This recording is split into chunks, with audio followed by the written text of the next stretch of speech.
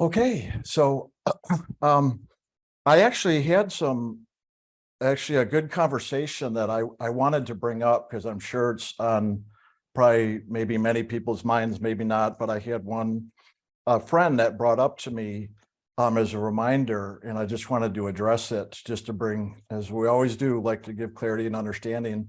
Just like we shared about our status with the finances and obviously all the changes we've had to make over the last, I guess, half a year or so now or more. That if you guys remember years ago, Jim talked about where Spirit shared with him when he was 18 and started counseling that he was never to charge for the service work he does. And even with that, the donations he got in were to be used in service. And so somebody asked me, said, didn't, Jim talk about that? And because they took it that the letter we wrote and we shared about that, we were beginning to actually ask now for people to send in money, even though obviously we're not charging for what we do. But they took the way we shared about our status financially, in that a reminder that we are 501c3, that people can donate to us as a nonprofit, that it was taken in that way that Jim had originally said. And I just want to actually address that so we don't have, and I'll ask Jim if he wants to share anything about it, but I just want to remind people that regardless of ILM's status, whether in the past when we were a little more financially abundant or now when we're not at all like what it used to be, we're just literally sharing with you, the community, where things are at. And the reason why we're having to make changes, because too many times in the past when we've had to make changes, well, one, it usually startles people, but then of course people have their reactions and upsets, but that's normal with any, major changes. And that's okay. But then when I started hearing like my friends sharing and questioning about that to me that's a really good conversation. And I always appreciate when somebody just shares and asks so they get the clarity and understanding. And that's why we do Q&A. I can't say that enough, because so many times I've heard people assume they understand what Jim and I are sharing, and it may not be accurate. And so I always appreciate, just like this friend did when they asked me about that. And I was like, oh my God, thank you, because I am so happy to clarify. So that's what I wanted to do here, realizing I bet that's the case for many of you, maybe, that remember hearing why we don't charge, but yet we're open to donations, but maybe taking what we put out and was asking for donations, which we could, that's not charging. Spirit just said don't charge, or even donations come in are to be put in service, which it all is.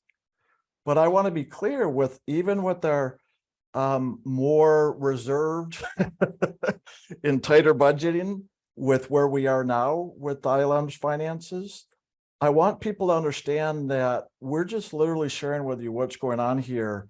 And yes, you're more than welcome to make contributions, financial donations, and that does help to be able to provide the service we do, obviously, because physically in the world, there is a practicality by which we in Spirit operate by. But the main thing I want to really address here is so that you don't understand that we are not actually asking you to now step up and make donations. In other words, pay for what we're doing. We're always happy to receive. Okay. But here's the thing. As you know, we never have done tithing in ILM. The true tithing we share about is about doing 10% of the day in meditation. It's not about money. Our service that we do here is not about money, although we've used a lot of money over the years, obviously, directly from the original endowment with John Fetzer. And of course, contributions from many of you over the years that have helped to take care of the expenses to be able to do like what we're doing now with a worldwide broadcast. But here's the key. We always share this. This is about service. If you feel inspired or moved to give financially as a service, because that's important to you, and by being of service and giving financially, that we fully support. We've always talked about service, and we've always shared with service that you can, giving money can be a service, giving your time, your loving, even prayer for things is service, or getting involved and engaging and doing something, however you feel inspired. And so we want everybody to understand that even if it was sparked or triggered by us sharing about the financial status, that, yeah, we could use more funds. If that's what triggered you to give in service, that is a welcome blessing. Because sometimes it takes something like that to spark us, to move us, to realize how important it is to give, to support in whatever way we can. And finances is a very easy way to do that. And it's very useful, obviously, in this world. But please, in all of our sharing, please don't take it as a have to or a must, or now that we're really asking or charging, because we still to this day do honor what Spirit had shared with Jim and asked of him, since he's been, since 18 years old when he started doing the counseling work in the service. We're still operating that way, okay? Even back at 18, Jim was always getting donations. So it's like people were like paying for his service, but they weren't paying because they understood, as Jim explained, it was always a donation. People are welcome to give donations in service to the spiritual action we're doing. And as you know, as Jim shared, even when he got donations in before ILM existed, he always used those funds to actually do other service work, to help people with medical things, dental work, educational. So in a way, you could say we're doing that, even though it's more focused on ILM now, rather than a lot of those types of actions Jim did in the past, because ILM is actually an educational organization, as well as obviously the initiation, but we teach meditation, spiritual principles. So it's still a service that we're providing. But if you do make a financial contribution, that really is going to support the activities ILM. It doesn't go into our personal pockets. Do we get paid from ILM personally? Yes. But also I want you to understand that what we get personally, as far as on the payroll, is also because of work Jim has done for the major benefactors we've had over the years. He's always done a spiritual work, but Jim's actually done a lot of work behind the scenes. People don't know because that's just part of his private life, but I'm going to share a little bit today that some of the counseling he's done for the benefactors in the past have been beyond just the spiritual counseling. It's also incorporated, I guess you could call it, more of a personal or business consulting to a degree. So Jim's done other work, and because of the benefactors' great gratitude for what Jim has shared, they have made large contributions to support the service we're doing, so that we all benefit. And it has provided, obviously, the place so that we can do this full time through ILM. So the personal part has literally been contributions for work Jim has actually done. And then obviously of the overflow in any contributions that come in regularly, generally from all the members, you listening and more, that those truly go back into ILM to pay for all the expenses. And believe me, we've always added way more than contributions that come in, regular contributions, like I said, other than major benefactors like have supported Jim over the years because of, the service, the work he's provided for them as well.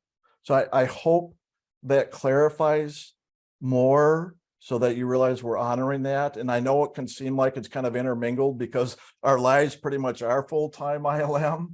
Otherwise this would be part-time and we wouldn't have nearly the level of interaction we've had, let alone that amazing website and the library archive we have of that and the cost that's gone in, let alone all the software, everything it takes to operate, obviously.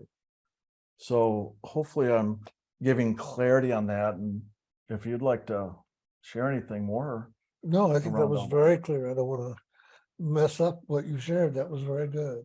Yeah, so the main message I hope that's coming across, just like we give freely, not charging, that this is a service we provide.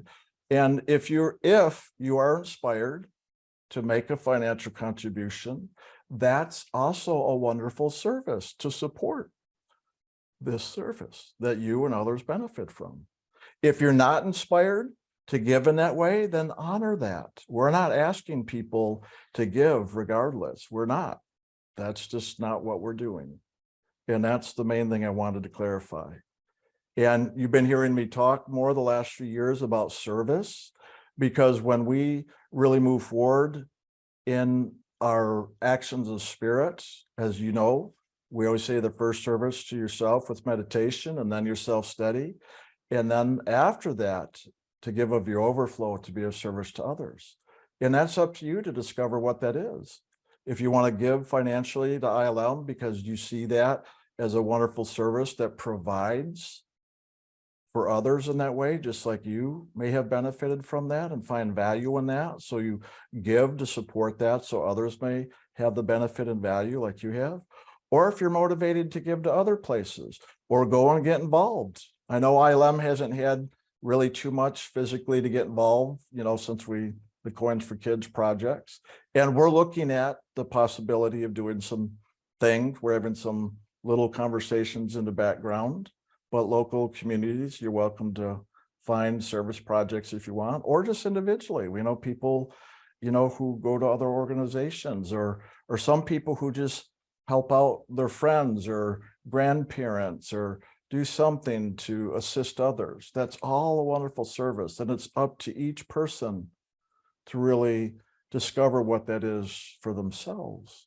And doing something for ILM or making financial contributions is an action of service if that is one that you're inspired to do to support ILM. We just haven't talked so directly about it in the past, and I understand that.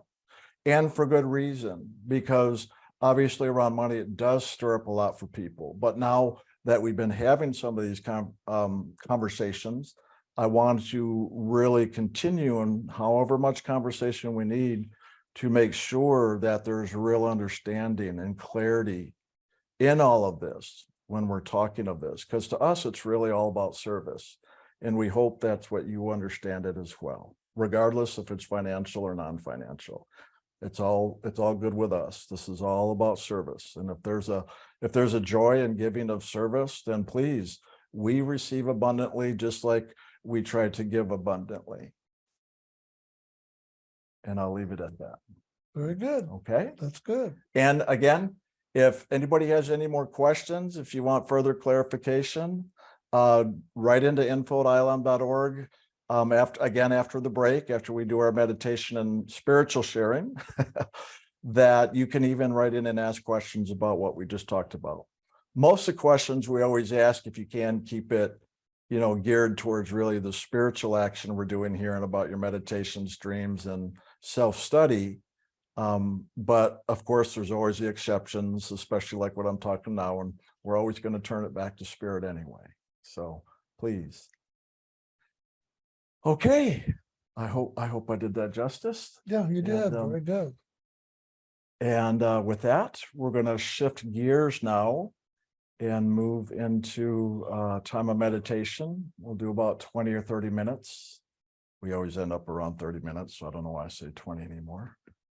And do you want to lead into, or you want? No, if you would, that'd be great. Okay. All right. Okay, so we'll just give a minute to let all that go now, and let's just take a few moments to just let go. And go ahead and get yourself comfortable, whether you're sitting up or laying down, whatever way works for you to go into meditation now.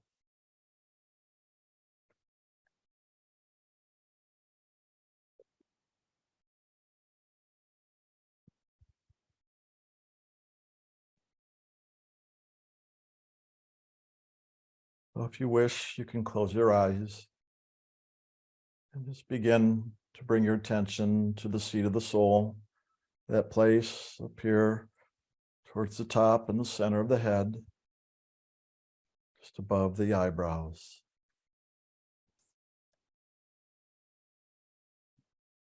Just continue allowing the body to relax. And as you gather your attention here, just allow your awareness to expand so that it becomes more inward focused. And pay attention to any sensations. You may feel a slight pressure. I always feel like a little bit of almost like a magnet, a little pressure right there in the frontal cortex, the lobe, the head. You may actually begin to feel the peace or warmth, whatever the sensation is, just observe and be aware of it. You may even see the inner light. It most often appears as a purple light, but obviously it come forward as that golden, white, or blue. Other colors as well, but those are the primary.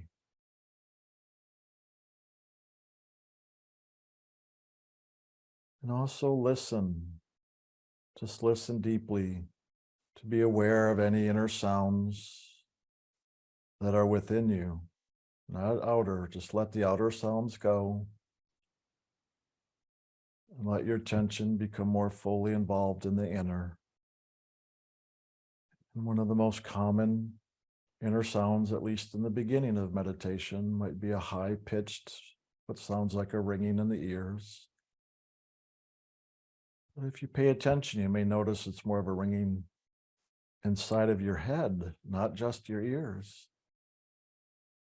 This is actually a high-pitched sound of spirit. And the deeper we go, we may experience other sounds, often appearing as sounds of music or musical instruments, sounds of nature, such as running water or the wind, or even sometimes as we begin to let go of the physical level, we may even hear like a whirring of a generator or a popping, which is detaching the physical, where the soul begins to become more free, more awake and aware of its divine heritage.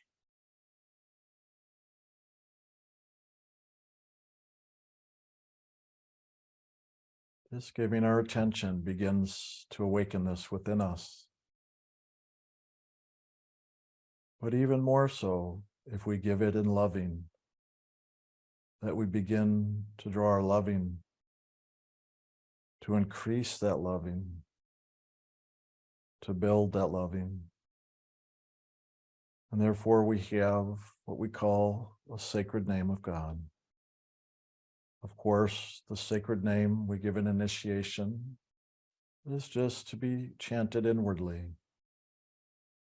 And then there's the outer spoken name, the hue or Anahu, that we can chant outwardly as well as inwardly. That in doing so, this builds that loving, that energizes the loving.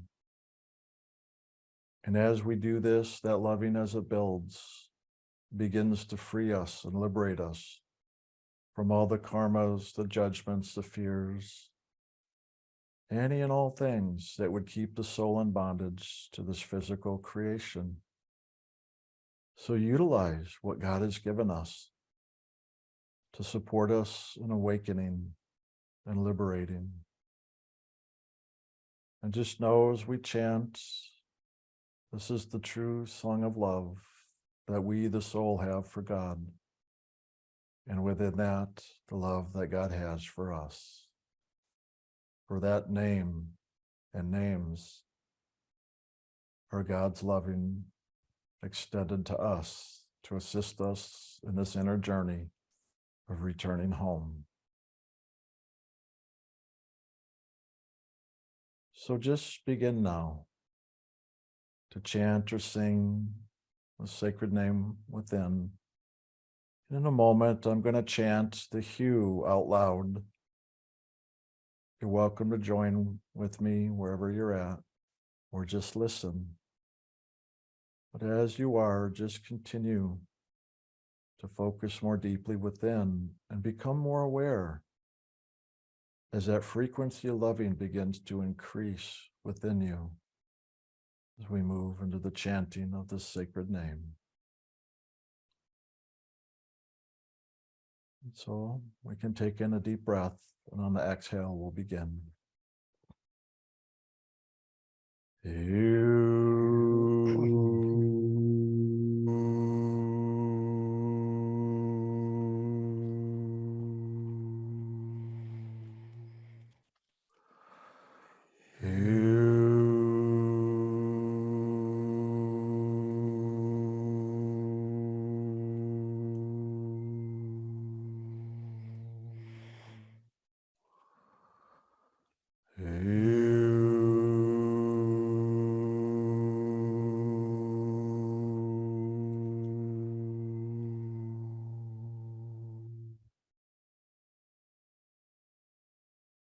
And just continue chanting out loud or inwardly.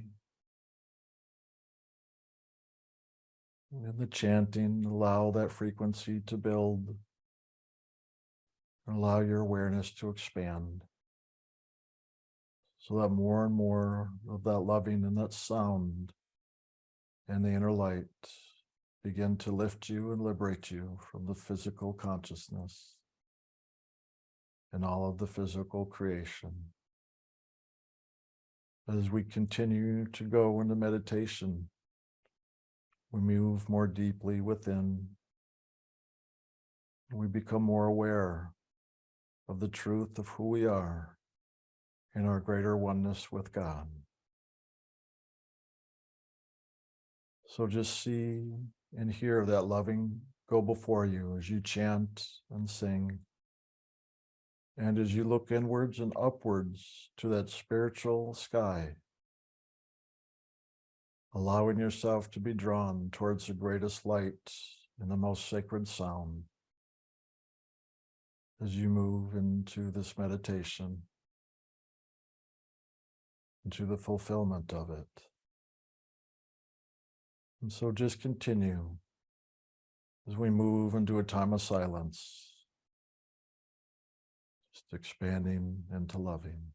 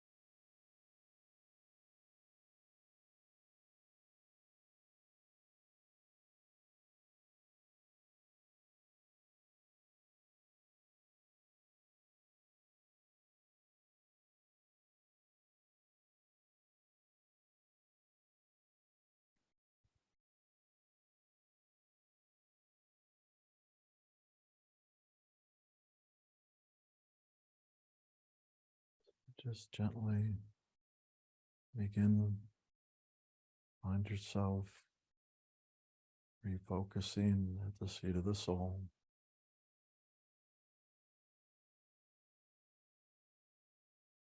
Allowing your attention to become more physically present, keeping that door open to spirit, and allowing the awarenesses, the experiences to continue unfolding, allowing yourself to be conscious and awake, while at the same time letting go of any attachments or concerns, and just moving into the greater freedom that is present.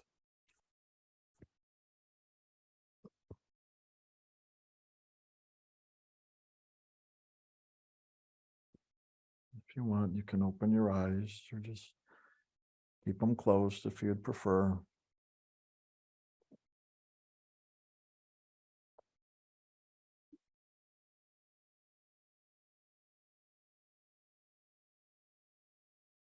Let me start. Yeah.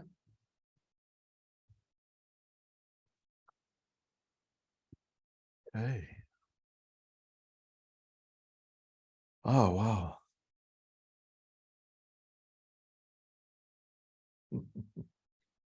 Got all kinds of things kind of moving through in that meditation there. And I'm kind of not surprised because it seems like for a little while now, it's been like a reevaluation. I've been feeling like I've been finding myself reevaluating or just evaluating, either way you want to look at. But I guess as we get older, we reevaluate. If we're younger, we're probably just evaluating, basically our life, what's happened, where we're going, what we want to do, what we want to let go of, all that type of stuff. And I've just found over the years that it's almost like life is doing me. Sometimes I feel like I don't have any control or say so in it. And life is just kind of moving me or ushering me along. And like I'm just kind of at the whim of life moving me. And who knows, maybe that's true. And maybe it's also true to the extent of the choices I've made to be in certain currents of certain directions life can move depending on those choices that I've made in that direction I may want to go in life. And what's a practical way of saying this? Well, a practical way of saying, well, what do I want to do when I grow up? Like for kids just coming up to graduation of high school, it's like, well, do I go to, college or not? Do I continue? Do I go try to find a job? Do I go play? Do I travel the world? Or do I go off to university? What do I do? And for somebody maybe older or after college to go, well, what do I want to do with my career, let alone my life? Where do I want to live? What's important to me? What about relationships, family, kids, all of this? So that's the practical level of it. So obviously there's choices we make along the way. And then we just kind of get what goes with it. And that's where sometimes it seems like life is doing us because we've made choices and we're just in this flow. And in that flow, we experience those things that just come along with whatever that flow is. You get in a current and it just takes you. And we realize, oh, okay, so I'm in a current because I made the choice and now I'm experiencing all that comes with that. And then as we have the life experience, we learn what we do. And there's those periods in our lives where, whether it's weeks, months, or years that we've experienced a flow, like, okay, I chose this job and now I've been in this job for years and I've been experiencing all that comes with it. But now I seem to find myself at a place of, is this job fulfilling me? Is this really what I want to continue doing? when we get to those places in life where we start to reevaluate. So that's what I'm talking about right now. Those places where we begin to really look at, is and have what I've been doing really now continuing to serve me? It was answering something before, even if I didn't know it. But yet at times when we come to those places where something's changing and we may not even know what it is, we just feel it. We know things aren't the same. We feel different. We're not sure what we're doing anymore, if that's really what we want to keep doing, but then we're not sure how to move forward. It's those times of transition that I'm talking about when I say reevaluating. And that includes not only like work, job stuff, but relationships we're in, what's happening. And I don't mean just one relationship. It can be one main focus, but it can be relationships of just the current surroundings of what we're involved in, whether it's family, friends, again, work, whatever those relationships are, that we begin to reevaluate. Are those relationships stagnant? Do they, in a sense, provide us any more value? Or for me, it's always, does it provide me any more entertainment? That's my joke. I always say, yep, life is all entertainment, right? So whatever that is for each of us. Because for the most part, it's important to understand karma, as you've heard us in here say, is unlearned lessons. For the most part, that is unconscious. It runs within us and it moves us along. And that's what I also now am acknowledging when I say where it seems like I have no control, where it just seems like life is doing me. Well, it's that I'm talking of. There are karmic lessons for each of us to learn in our soul's journey. And when we get in a certain current, or what we could call a karmic pattern, that it begins to provide the opportunities or experiences for us to have to begin to learn those lessons, because it's in the experiences that it pulls forward the lessons, or I should say at least the opportunity to learn, because some of us try to avoid that because some lessons are a little uncomfortable and we don't want to deal with it. So we tend to avoid it. But nonetheless, the opportunity is there. It's in front of us. It pushes on us. It kind of keeps annoying us, to say the least, until we're willing to deal with it, to work with it, to look at it. And so that's what I'm talking about when we're in that current. But the thing is, every current or karmic pattern, eventually those experiences that are there to serve us starts to come to a completion. And in that completion is beginning to wrap up now the experiences that were there to trigger or to provide the opportunity for learning. So that in the learning now, just like going to school, as we learn the lessons, do the homework of each grade we go through, well, eventually we finish that grade. And now we take a break, right? And then we come back and now continue the next grade until we're done with school, graduate and complete it all. Well, it's very similar to that. So these karmic lessons or patterns we go through, that it's like a school year. That's the joke I've made over the years. When in the fall, when we come back after the summer break, we're starting a new school year. And, here we are in the school year now, coming towards the last semester, the last few months of, and so we're now reevaluating. We're evaluating now as we start to move forward, even though it's a newer part of the year, the school year. At some point, those lessons start to move towards a completion. And so we start to look at these things. What have I learned? What have I experienced over this period of time? Do I like it? Do I not like it? Do I want to continue? Like if we are in school, we're like, okay, well, what career path do I want to choose? What is that inside of me that I find of interest that I want to pursue and continue learning more about? What are those things that I don't want to bother anymore? Like in school, it's like, wow, I hate math, but I like reading. It could be as simple as that. oh, I love the science classes. I love all that stuff. Let me pursue that. So that's the practical simplicity of what I'm talking about, because I know I tend to talk, Jim gives a lot of great practical storyline, but I know I tend to talk more in a general type of process rather than practical detail. That's why I'm trying to throw some of the practical detail in there for reference in hopes that you might understand what I'm attempting to explain here in all of this.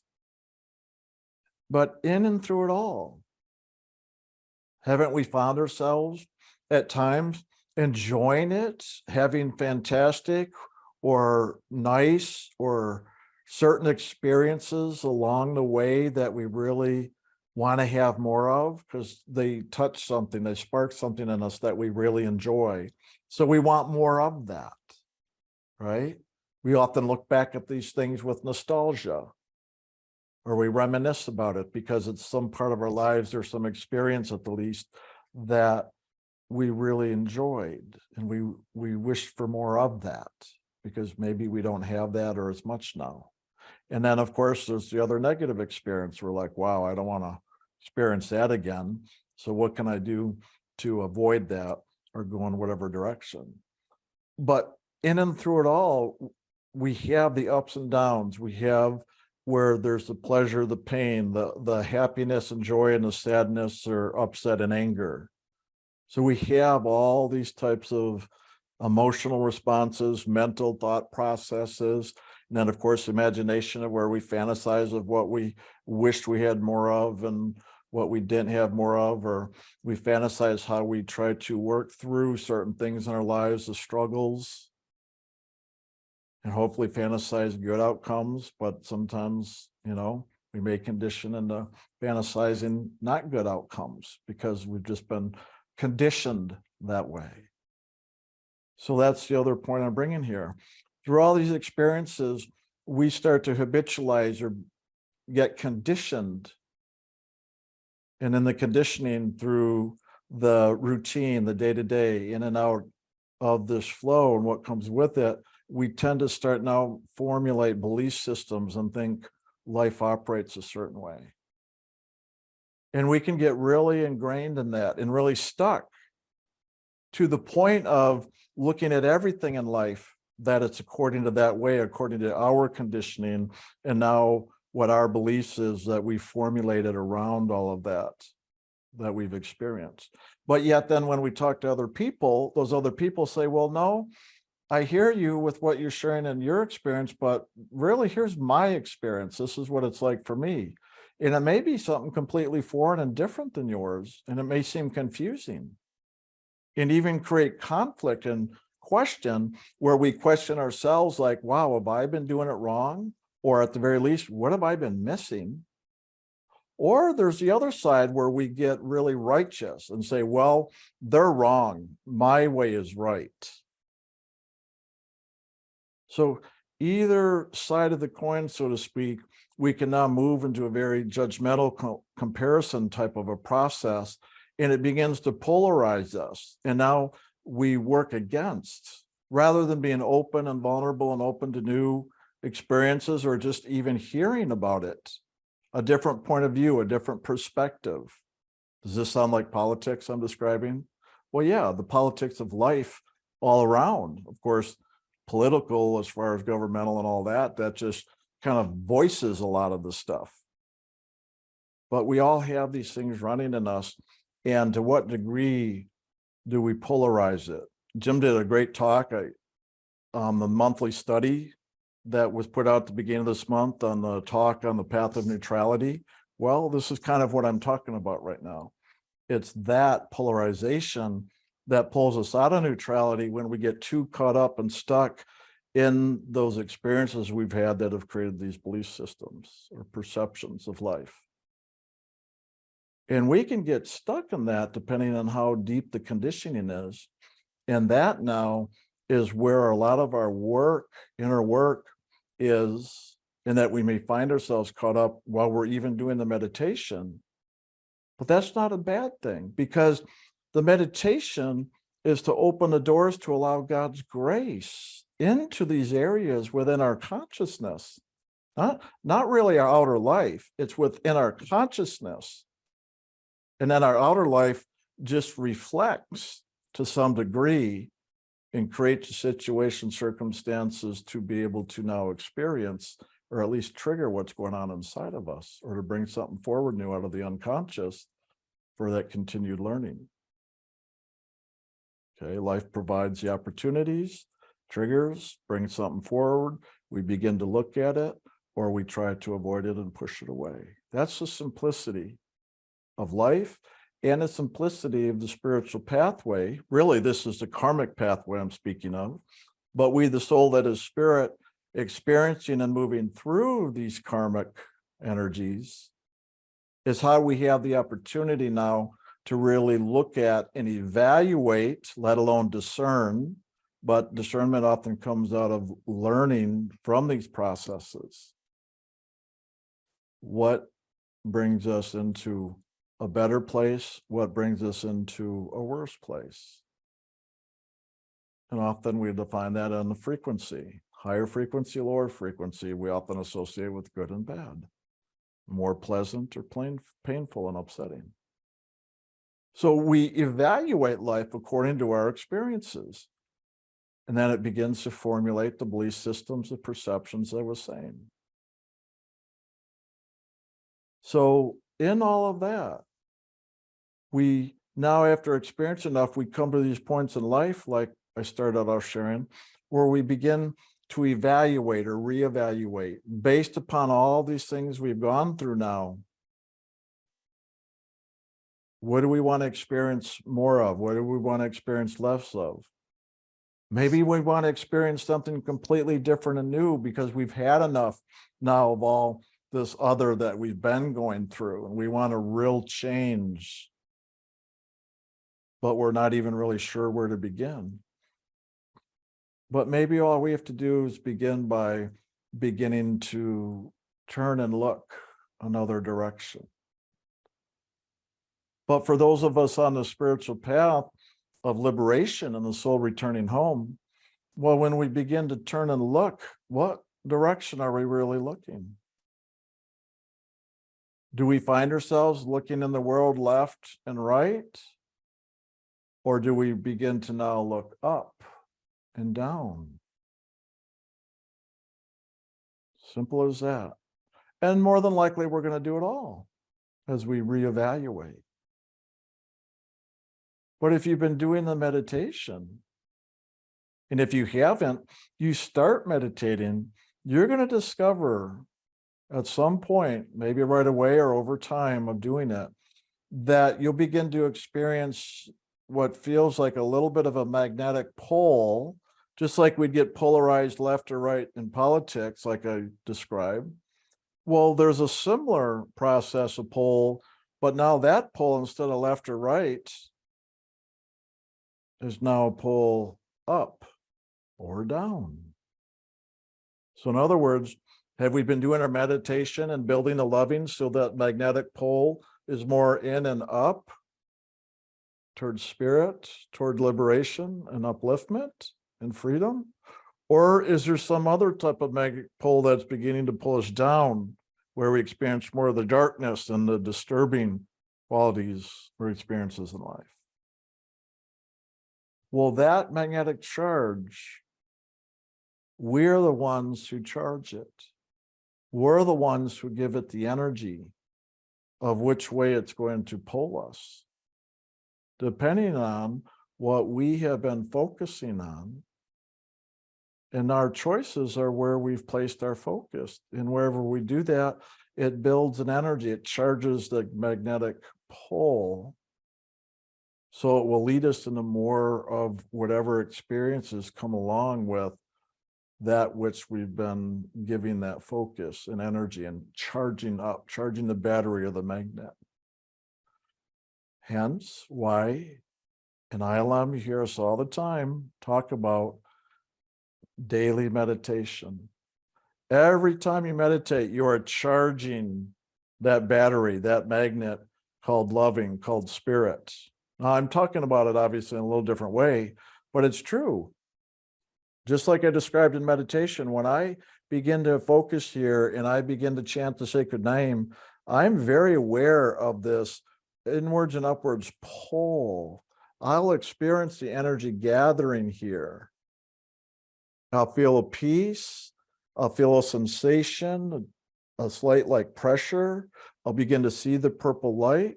But with that, the more I chant, that energy, it builds, it grows, it gets more empowered, and I'm aware of its upwards lifts. That's what happens. That sacred name, even the Hu and Anahu, the spoken name, but especially the name given in initiation, the more that we chant that and build that energy. That's why you hear us literally talk about the power of the name. Do this daily. Build the energy, because that's what it does. So automatically, as we feed it, it begins not only to feed us back, but begins to literally lift us. You know how we say inwards and upwards, look up? Well, yeah, because it pulls our attention. So we literally begin to look up in our attention, as well as experience now more of that pull. And that current, and that's not a karmic current, that's called the current of love, of light and sound. That's the sound current. That's the current of grace, of God's loving. That is the action of the Holy Spirit. That as we choose that, we back it up with our actions. When we chant the name and focus our attention, that is an action. That's not thinking about it. That's not fantasizing about it. That's actually an action of doing. When you really do the meditation, you will know the difference. At some point, you're going to know what I'm talking about compared to when you're just thinking or fantasizing. One, you'll find your attention up here and experience those things like I talked about. Whereas if you're just thinking or fantasizing, you'll find yourself more behind the eyes or straight out or down even a little bit. If you're aware of that, and that's where you can go literally below the eyebrows, and you might even find yourself starting to doze off into like a dream. Well, see, everything below the eyebrows is unconscious in the mind, the emotions, imagination, and body.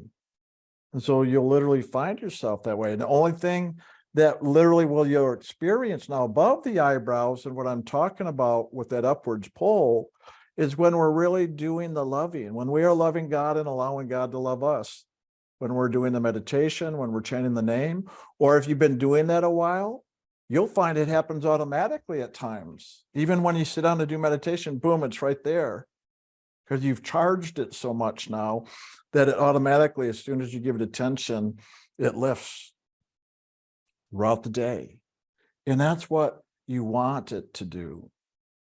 And that daily meditation, you want to charge that. So literally, even throughout the day, you are just living that energy that's built up now is automatically pulling your attention up, that you live now more from a place of loving, even as you do the day-to-day life. And the more you do that, you begin to see now, like all these things I was talking about, all these other karmic currents and patterns. One, you're going to start to become more aware of them. And the subtle, as well as the literally almost tangible energy currents that go with that, but then even all the thoughts and even the feelings, the emotions and the fantasies and even the positive and mostly negative self-talk or outer talk and judgments and fears that go with all that. But then when you go in the inward and upward flow, what are your thoughts there? What are your feelings and emotions there? What are your fantasies there? Pay attention to all that. That's the self-study part of this threefold path of meditation, self-study, and service. It is only in paying attention that we become aware of all these dynamics like I'm talking about here today. And that, those inner dynamics are really more important in any reevaluation process. To evaluate, to reevaluate life, and I mean life, even when you're looking at your outer life and all the things I was talking about earlier, as well as your inner life. Because you see, eventually, you're going to realize a lot of your inner life will determine a lot of your outer life, what you experience, according to what you feed and focus on, because in that you will move yourself by charging those energies into those experiences to fulfill whatever you need to experience to have the lessons that go with it. But eventually, like I said, when you've done that enough, you're going to start looking for something else. That's when you're going to evaluate, well, what is important to me? I like this and I didn't like it, but I still did it. But now it's just not even there to do anymore. So what am I going to do now? Well, why not start to really focus and give more attention and make more important the inner upwards process and the downwards, because those things that pull us down are like anchors that we tend to avoid and fear. Those are the things as we look up and we lift up, they're going to lift up as well, because they've got to come in and up and out of us to release. So that's part of what comes with it, but that's also a lot of the reason a lot of people won't meditate, will avoid meditation, because it tends to pull up the nightmares, the scary things. So say, I don't want to meditate. I mean, I remember, especially the first few years I was starting to meditate, I talked to all kinds of people and groups and churches. I remember some of them talking to meditation is the work of the devil. Oh my God. I'm like, wow. And this person I talked to was really adamant. I mean, like, it was almost scary how truly they believed it was evil. Just meditation. They didn't even hear what the meditation was that I was even doing. They just, meditation, the word itself, that's what it stirred in them. I'm like, whoa, where'd they develop that belief system? There's no questioning. There's no opening, like, well, what is it? What is meditation? What is that about? So it's important to pay attention to these things and begin to evaluate not just what other people say, but what we think, what we say, how we feel. Do a self-evaluation. We're going to often start by evaluating all these things in the world because that's where our focus has been. But eventually, the longer we do this inner type of work or spiritual work, we're going to realize we need to start looking more inside of ourselves, because that's part of the process. It is that self-evaluation where we begin to discover a lot more about ourselves. You know, those phrases along the way, like know thyself, be true to yourself. Well, this is what comes with that. This is how we get to know ourselves. And it always is an inner process, just like I started talking about all the outer, but then eventually, look now, it comes more inside where we look. And what's really funny, I noticed even as I talk, when I start to come more inside to that, I find myself getting centered, just like prayer, instead of way out here. So we start out here, right? I'm vulnerable, I surrender. And then out of that surrender, there's a letting go. So in our letting go, things can be lifted. God's grace, the Holy Spirit can lift, clear, free us. And then as it does, we find ourselves just coming more and more centered in here, which obviously the prayer, where the polarities now come together into the center. And what's in the center? Union, balance, peace, the straight and narrow, automatic. It just happens as we do the process, as we meditate, as we do the self-study, automatically. It doesn't matter if the polarity is out here or something down, it pulls it up and it pulls it in. So now you know when we say literally in meditation, go in and up, well, that's what we're doing. When we pull it in and lift it up, in and up to the seat of the soul, just that focus of putting our attention in and up to the seat of the soul automatically begins to do all of everything I just talked about. Everything. Inwards, outwards, left, right, up, down. Automatically it pulls us centered. into union. That's why we literally call this communion in action. Will bring us right here. We'll be aware of the peace. It'll get more quiet. We're like, oh, relief. I can relax. I can rest. And then in there, after a period of rest, then all of a sudden we begin to find ourselves now being drawn upwards, because we had to let go first of all this left and right and down, until eventually we've done the inner work, the LAF, the taking responsibility for our thoughts, feelings, actions, reactions, and all that work. We start to find paying off, where we just automatically come into that place of peace and center, where we finally experience more of a peace be still, or rest in peace, as it may be, whether it's this last breath of letting go or whether it's the last breath of the whole body. We start to rest more in peace. And then somewhere at that point where it does become still, then another door opens. And that door, when it opens, that's when we truly begin to wake up spiritually and truly begin to see that light of loving, that action of the Holy Spirit, that grace of God. And we begin to know through direct experience the truth and the reality of what that is.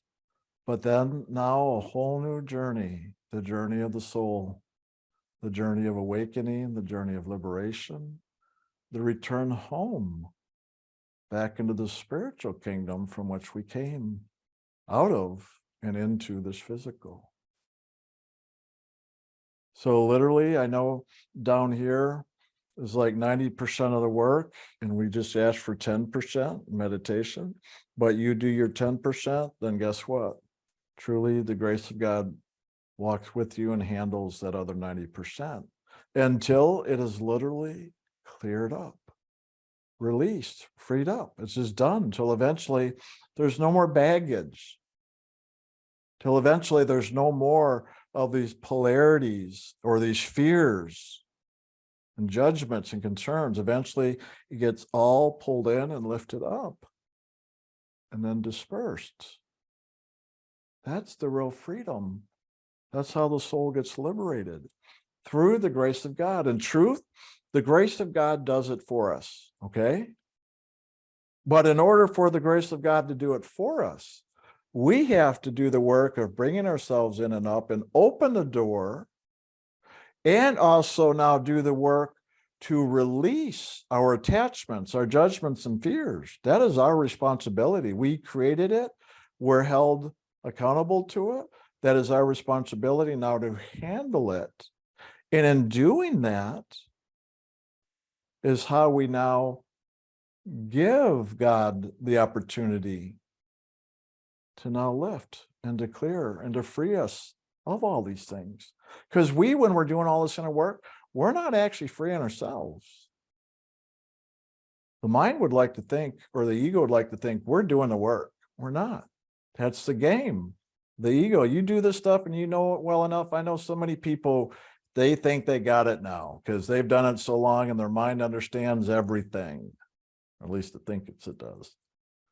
But yet in that, it may have all the knowledge and information, but nothing happens because it hasn't really let go. At some point, we need to truly let go and thinking we're doing it, and allow God to come in to now do it. God is the doer. That's the truth. And we have our part to do to allow God's doing to take place. I hope in hearing this, it helps to answer maybe some questions, because I know it can be confusing, at least for a little while, of what is ours to do, what is God's to do.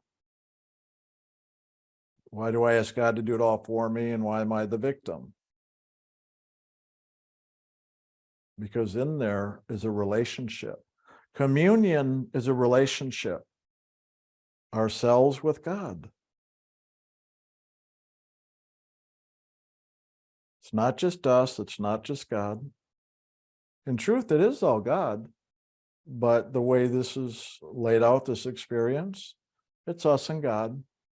But eventually that us and God does become one and back into union. But until then, we've got to do the process where it's us and God. In doing that process, it brings us into the one of the I am.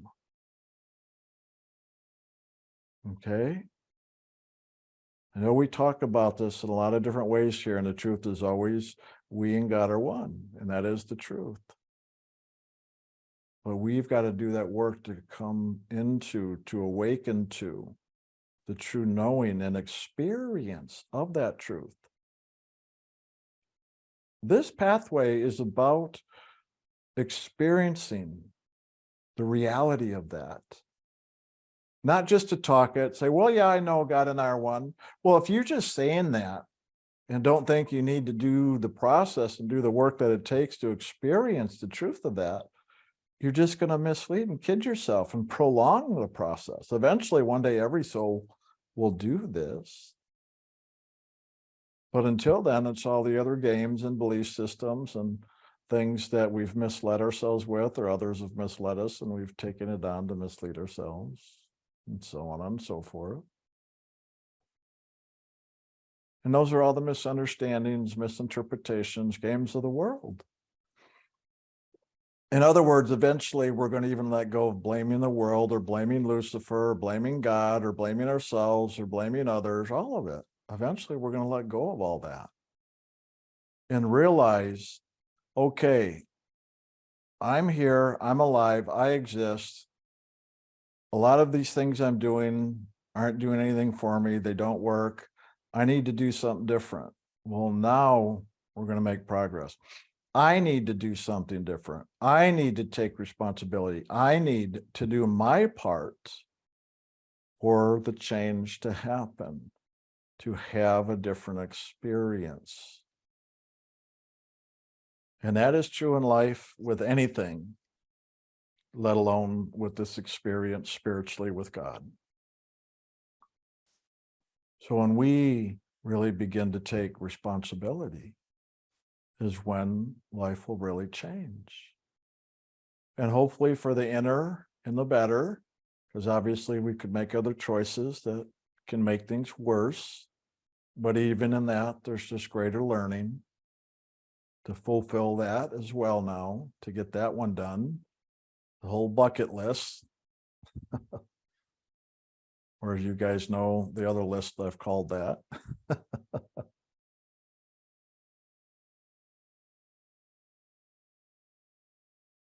What are you doing to move into freedom and liberation? To have more of the experiences that you would call spiritual or uplifting or grace-filled or loving or peaceful or joyful. Because it's really that determines more the greater outcome of life. No matter what we're doing or experiencing physically, but it's that we focus on and feed internally that's going to have that happen. And then the outer experiences, well, it's there as a mirror. And so it'll trigger certain things and open doors, but those doors that open are inside of us. They may look like they're in the outer. In truth, it's the inner. But then as we open the inner doors, then that energy as it flows in and through us now can open other outer doors so that our outer experiences now can come into greater alignment now with the inner. So if we want more joy in our lives, it's not looking for those outer experiences that we think are creating or producing joy. It's the inner that as we lift up and move towards God and the joy of spirit, that as we live into that, then it can move in and through us and now reflect it into the world so that no matter what it is we're doing in the world, it's more of a joyful experience, no matter what it is. I've had joyful experiences and arguments with people. How many times have you seen me or an experience directly, an argument or something upsetting, and then all of a sudden we burst out laughing, and then it turns to a joyful experience? Well, how about that? That came from the inner. And then it transformed the outer. So that's it. We need to look at that and realize we determine these by the interactions we take, and then it can play out into the outer and literally transform what would be upsetting, the things we'd want to avoid because they're uncomfortable, disturbing. But then the more we feed the inner, eventually all of a sudden it'll come into the outer, and in an instant can transform that which was an unpleasant, negative, uncomfortable experience into a joyful, laughing, bonding experience that can be just absolutely amazing and wonderful.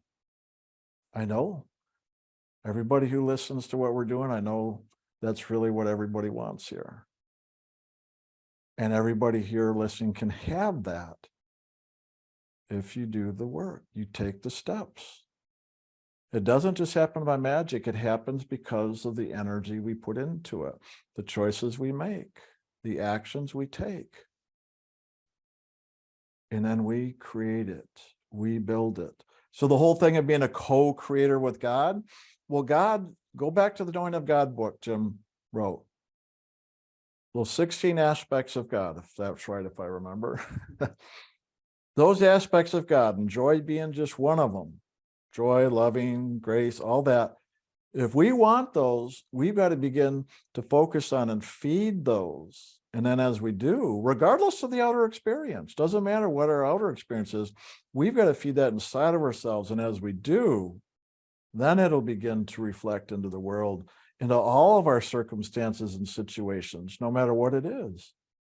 Right into the middle of even an upsetting argument, conversation, experience of any kind. I've done this when I was working in the corporate world. I started speaking the truth that was upsetting, caused a whole departmental meeting, like with, like 19, 20 people or something. So here I was in a hot seat with all these people around me, very uncomfortable, right? Well, then I just started sharing the truth. And before you know it, through all the upset and hearing the truth, it burst the bubble of illusion and disturbance everybody's carrying. The truth will set you free, but it's usually the truth will set you free. And then a bubble bursts, and then there's just this joy. That's what happens. Every time another bubble of the illusion comes up and bursts, then that freedom, there's joy. You'll find the humor, the grace, the fulfillment, the completion of these karmic patterns that are in all of us. But until we do the work to allow them to come upwards, forwards, present, to be burst, to have that bubble burst. The whole thing everybody talks about, well, I'm going to burst their bubble. Well, start bursting your own bubbles. You're going to find much greater freedom and joy. And then if you do burst other people's bubbles, you're going to have a lot of fun, and then they'll get your joy with it. Otherwise, if you burst somebody's bubble, not having it coming from the place of loving, you're just going to get the disturbance, and you will not know how to be responsible and how to handle that with another person. But if you do the work and understand and have done it with yourself, you'll have an understanding how to serve and support others in doing that. That's all Jim and I have done. It's out of our experience and practice in doing this till we know it. That's why in the past, you've seen me in counseling people say certain things. People will get upset. Yeah, I'm busy trying to burst the bubble, but also I know how to handle it. But it's also not my job to take on the responsibility. It is each of our own to take our responsibility for our own bubbles, so that we now fulfill and get the lessons out of those karmas. And then we get what goes with that, the freedom, the grace, the gratitude, the fulfillment. That's really what we want anyway. So take the spiritual teachings, listen to what we're really sharing here, and most important, put it to practice. That's the most important part. I love just being in the classes and listening and meditating, because I just move into that peaceful place and it's just so wonderful. But how about we take that grace we experience here, and now put it into practice in our daily life so we continue to experience it, rather than just once a month when we do the broadcast. That's really the key in all of this. Because you take the core principles and what we share here, this you can apply in your life in every aspect, in every way. It's across the board, because it's not about your outer life. It's not about your practical day-to-day physical life. It's about you, who you are, and how you can now express in such a way that it awakens you to the greater fullness of that truth of who you are, and sets you free of all those things you've gotten caught up in that are not you, that maybe for a while you believed was. So this is the path to freedom and liberation, through light, sound, and God's loving. And there are the practical steps that we need to take to burst those bubbles and truly awaken back into that joy and loving in our own divinity. And with that, I think I'll wrap it up for the moment and turn it over to Jim and see what he has to share today. Yeah, I'd like to know what I'm going to share too. Okay. Now I need to get back up here a little bit. Yeah, there we go. All right. Well, I've shared with you a lot of different things over the years, and I've repeated a lot of things over the years. And I do the repetition because I was asked to share in that way when I was 18 years old. When I was 18, I was asked to begin making presentations and sharing with people about God and about spirit, about the soul. And the one thing that I was told is to keep it simple. And that's what I've always tried to do, is to keep it simple. It's interesting because I have seen so much on the inner levels. I understand so much more about the complexity, if you will, of this creation and the creation of spirit. And yet I'm not to share all that complexity, because it would confuse and confound you. It could take you off the track that you're on, which is the path of liberation. Liberation is a very, very straight and direct path. And it doesn't lead into all these other complexities of the worlds, both the physical as well as the astral, causal, mental, etheric worlds, and on into soul and spirit. It's a very direct pathway, and it bypasses, in a sense, all those realms to bring you directly into the heart of God.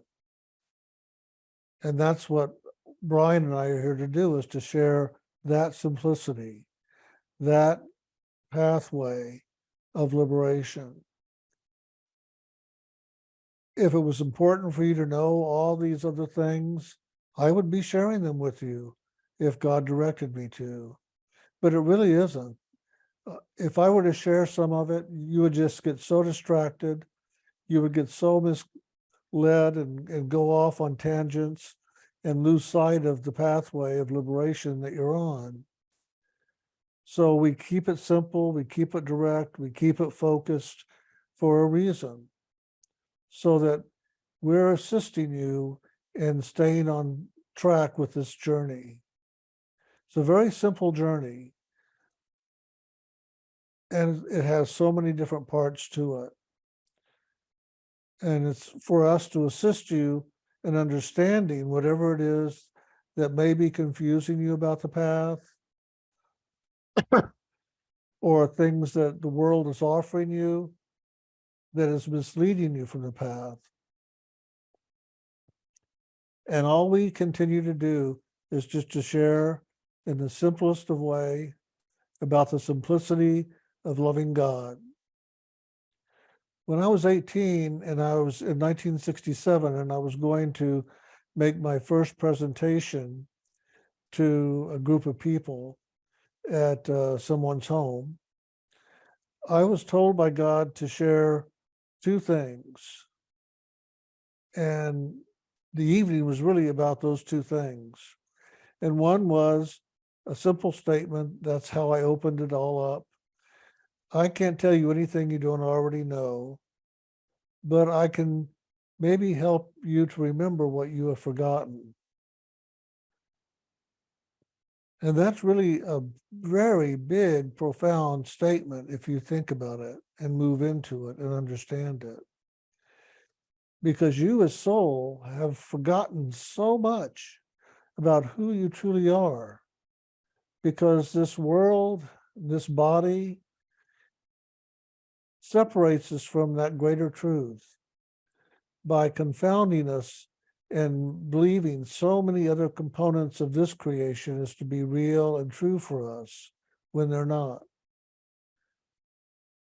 And a practice of meditation going inward and upward begins to help you let go of all those complexities and to walk a simple way, to walk a simple path.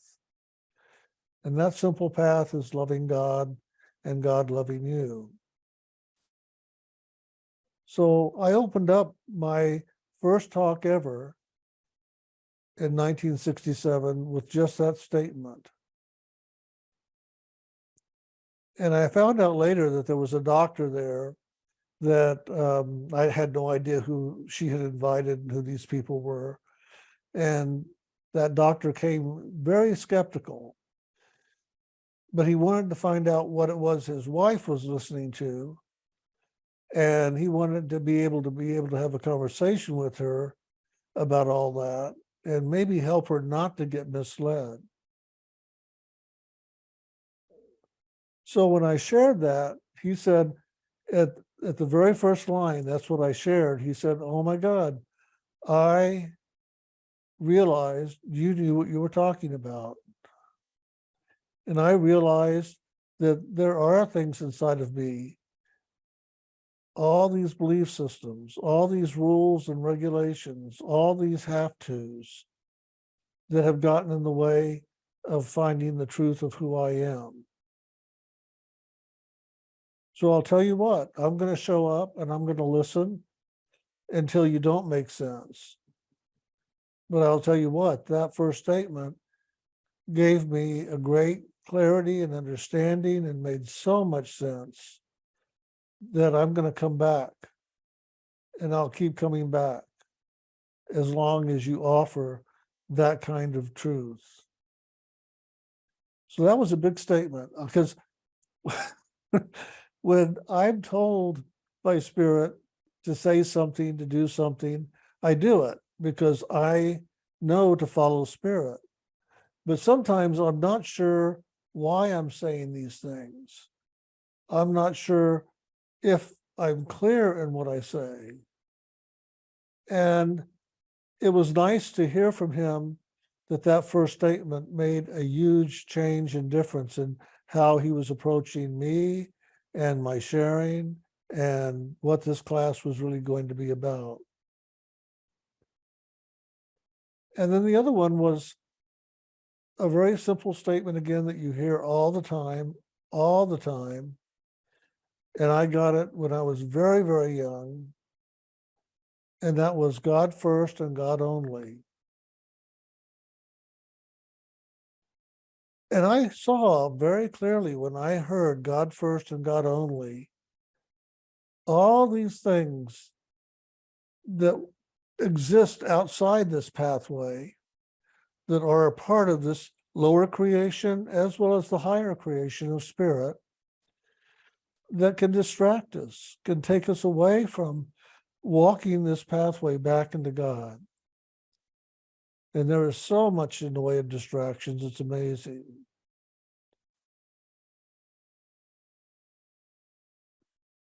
So when they told me back then, when I was, 7, 8 years old, I think, God first and God only, I had no idea just what that really meant why they were sharing that with me. But that began a journey for myself to understand why they told me that, and why God first, and why God only. And in that same experience, I was taken upward before God, and I was turned around to look back down, and I saw the creations below. And I saw the physical, the astral, causal, mental, etheric, which make up the second creation, if you will, which is the lower creation. And that world is a world of separation. When we come down through the etheric and into this creation, we enter into separation from God, experiencing that separation, that loneliness, that longing, that being abandoned. And then we move into the soul realm and the realms of spirit above, and we begin to merge and move into our own true soul, that which God created. And we begin to understand more and more about union with God as we begin to come into union with our own soul. And our own soul is an aspect of God itself. So when we merge into our soul and wake up into it and know who we truly are as soul, we merge into God right there, consciously, awake and aware. And then we continue the journey to go higher, to merge finally into that which is God itself, the true divine, the true creator, the true all things. So when I was standing there looking down into the creations, I heard from behind me the voice of God say, I am God. I am the one. I am the only. And I am the one that exists. And all of this is my creation that I created so that I can expand myself and express myself and be creative in myself. And these things that you were looking upon are not me. They are the creations of me and from me. And the one that is the spiritual realms or the realms of understanding God in itself and coming into the greater oneness with God in itself. And that which lies below that, the second creation, is the place where we begin to experience our own beingness, our own truth, and have our own experience with God and separate from God.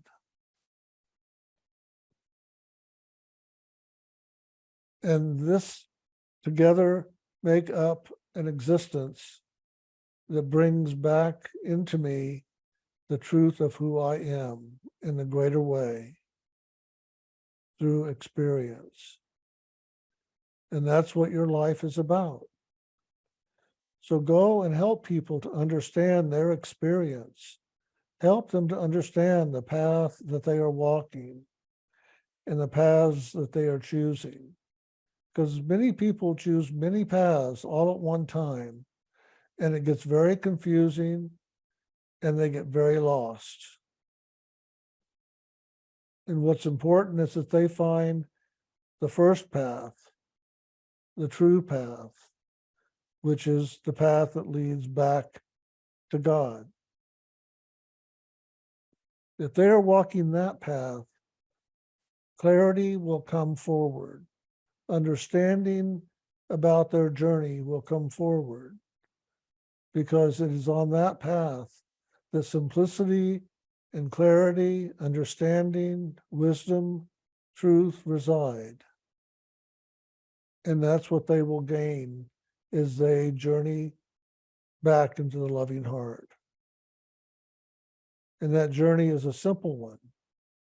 It's about loving me and letting me love them and letting that loving lead the way. So go and tell them that, and just remind them continually, God first and God only. But that's all that exists. It is God. Everything is of God. And everything that came from God will come back into God once again. Everything. There will be nothing lost, nothing left behind, nothing forgotten, and nothing found unworthy to be in union. For in truth, it's all in union. There is never a separation. It is just the illusion of separation that people believe in these lower realms. And the moment they begin to let go of those illusions, those sense of separations, they begin to feel the union taking place, the merging, the oneness. And that's all in loving. Loving is the instrument by which we return, because loving was the instrument by which the soul was created. And so it's with the same instrument that the return takes place. If you know that, you know everything you need to know, except for one thing. Knowing is not the answer.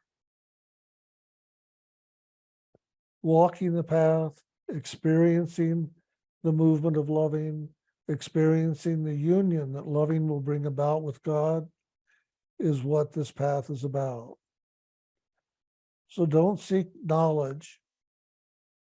Don't even seek wisdom.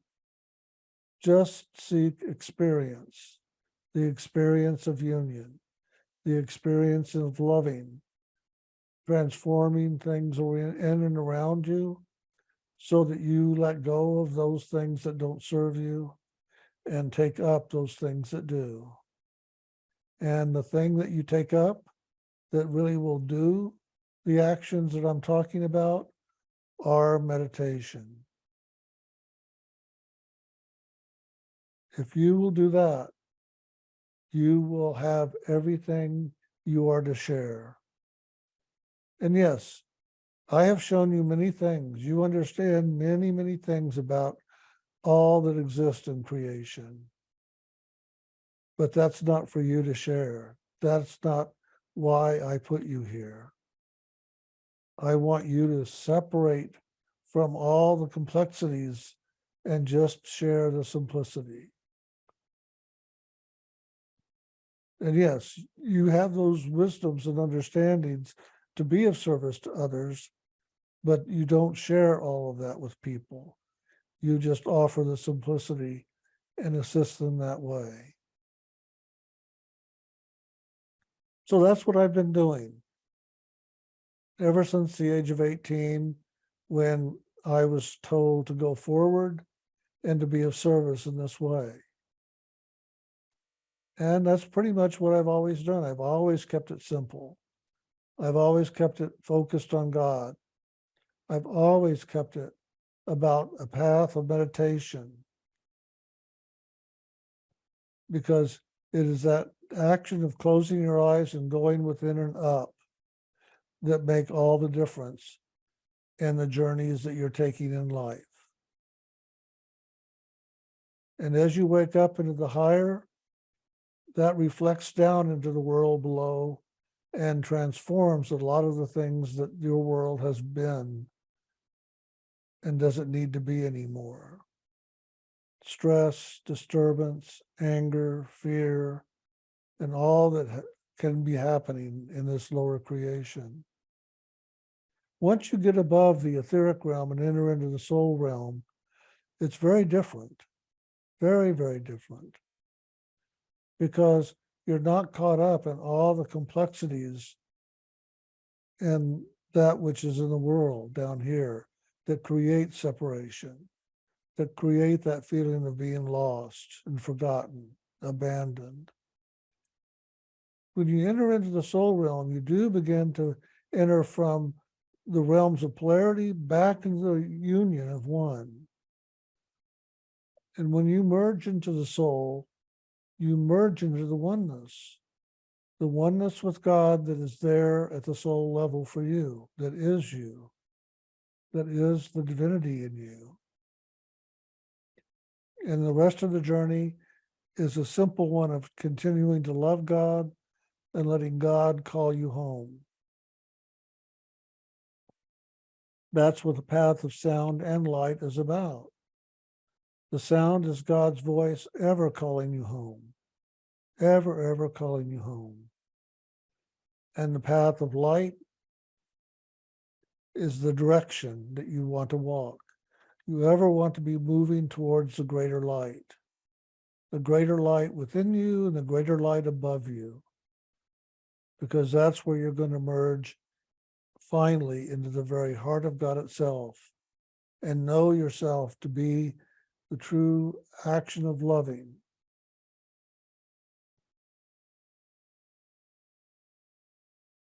And that's who you are. You are the living essence of loving. You are living essence of God. God is loving and loving is God. And you begin to realize that as you merge and higher into the greater parts of yourself. Now, in that action, both at this level as well as in the higher, when I say merging with and moving higher, you have to let go of a lot of things that are something maybe you've held on to because you thought they were important. Maybe you thought that was a part of yourself. But you have to let go of a lot of the components, the belief systems, the things that you felt were important to you to go higher sometimes. And that can be a challenge. But God will come in and smooth the way and simplify it for you if you're doing the meditation, if you're doing the inner work, if you're turning things over to God, if you're calling out to God first, loving God, sharing with God, moving toward God. And a lot of the things that you thought were so important will just drop away. You won't have to let go of them.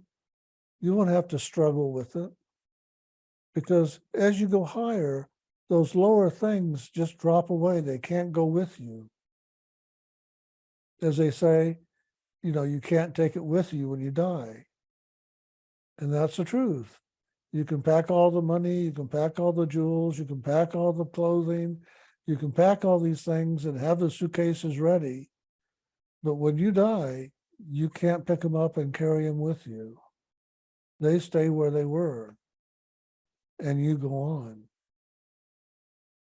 So all those things that you thought were important, that you've been holding on to dearly, will drop away just naturally. And when that happens, you're not going to miss them. You'll watch them maybe pull away from you as you go higher, but you won't miss them anymore because they won't be the element of truth, the element that offers you the love, the joy, the peace that you want. Though they comforted you while you were in the world, they aren't the things that you will need to take with you to go back to God. The only thing you need to take with you to go back to God is you. God wants you. God doesn't want all these things. God doesn't even want your mind. Your mind is a mess, if you will. It's full of so many different belief systems and so many different elements. And all these things put together do not make up a knowledge, an understanding, a clarity, a wisdom at all. They just are part of the confusion of this lower creation. So even the mind is something that you will let go of as you go higher. And believe me, the day you do let go of the mind, you'll be relieved, not saddened. Because all of a sudden you're going to realize the great weight, the great burden, the great misunderstanding that the mind has given you. And it will be such relief, because then you can truly hear the inner sounds even more clearly, see the inner light more clearly, and open to understanding the path that you're really on as you go higher above these elements of the physical creation. So we walk with you, Brian and I, to offer clarity and understanding, wisdom and truth, and simplicity, and direction.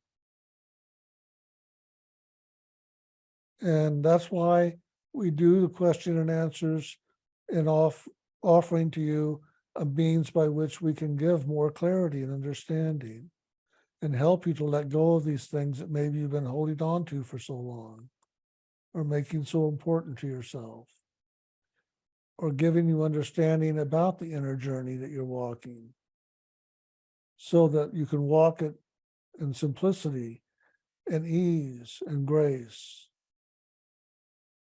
Because it truly is, the inner pathway is filled with peace and grace, loving and simplicity. God is simple. Loving is simple. Awakening into that greater truth of who you really are, a soul, is simple. We just have to let go of all those things that are not a part of it, so that we truly can have the experience of waking into it. And you're going to find you can't take that with you, no matter how much you try, no matter how important you think some of these things are. The mind, the emotions, the body, the desires, the needs, the love in this world, all of that is just an illusion. But it's an illusion that serves you. It's an illusion that serves a purpose, to give you the different experiences that the soul came down here to have, so that it understands finally its true nature, its true self, its true elements, so that it can live itself more fully. And at this level, it learns a lot about creativity. The soul is a part of God's divine creative action. And the soul is filled with creativity. And we create all the time. Every word that we speak is an action of creation. Negative, positive, good, bad, up, down. It's all creative action. And if you look around, there is so much creativity in this world that people have expressed. And that's a part of their gaining understanding of their own creative nature. And we all do that in different ways. It might just be by how we live our life, living it in a simplicity, living it in loving, living it with God first. All of that is a part of the creative action of the soul, coming in its own way to the path of awakening. And then there may be other actions of creativity that will show up in the world as a book, or a painting, or a song, or a piece of music, or a service into the world, serving others. Whatever it might be,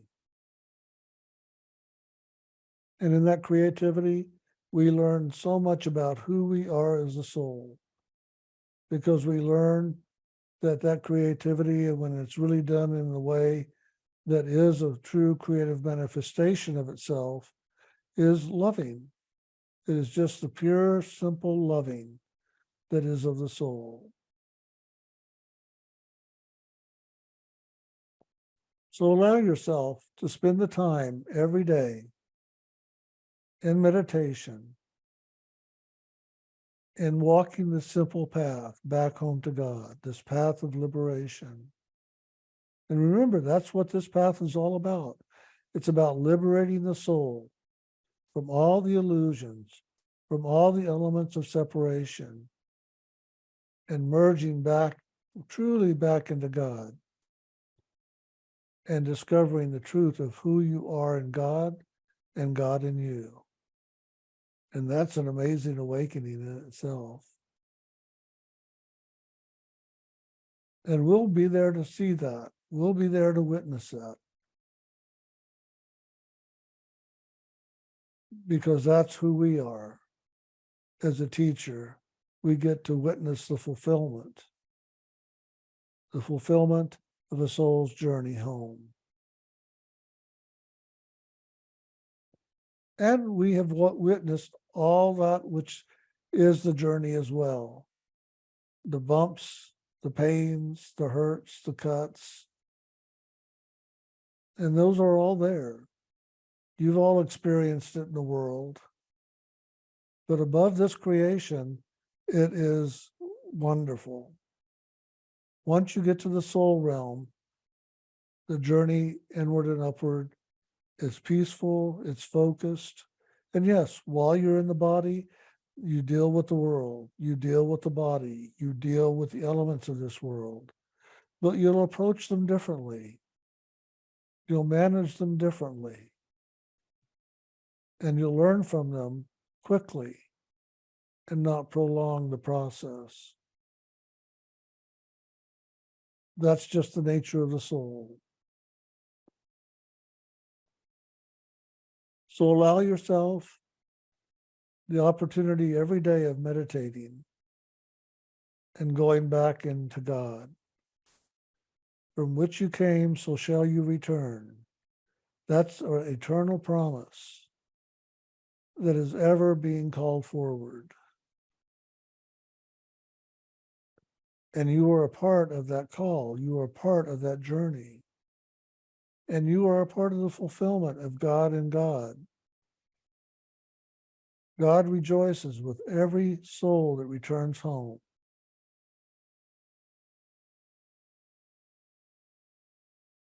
And you will definitely rejoice when you return home as well.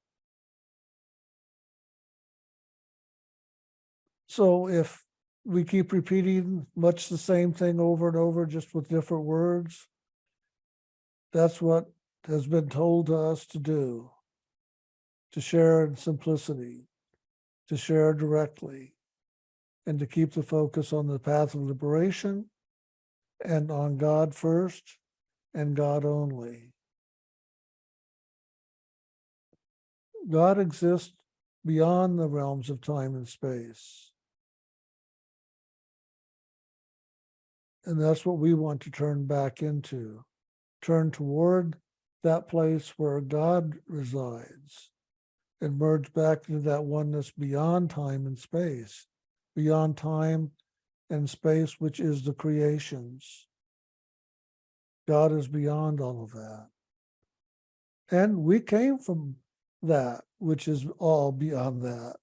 We came from God. We are created in God's image as spirit, not this physical body, as spirit. And we will wake up and know that to be the truth, that we are the spiritual presence of God. That's why I'm always saying you're the living, loving essence of God. That's who you are. And that's who you're going to wake up and know once again. And once you know that, you never leave it. You always are in that loving presence and the knowing of God ever, ever again. It's just eternal.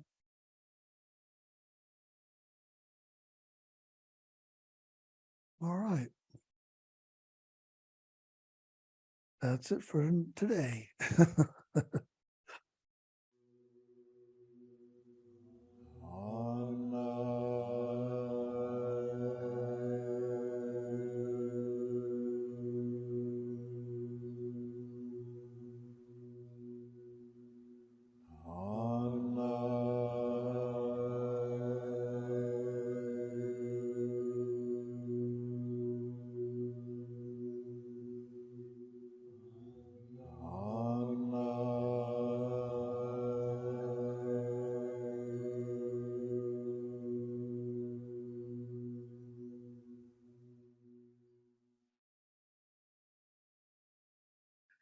All right, so first Q&A.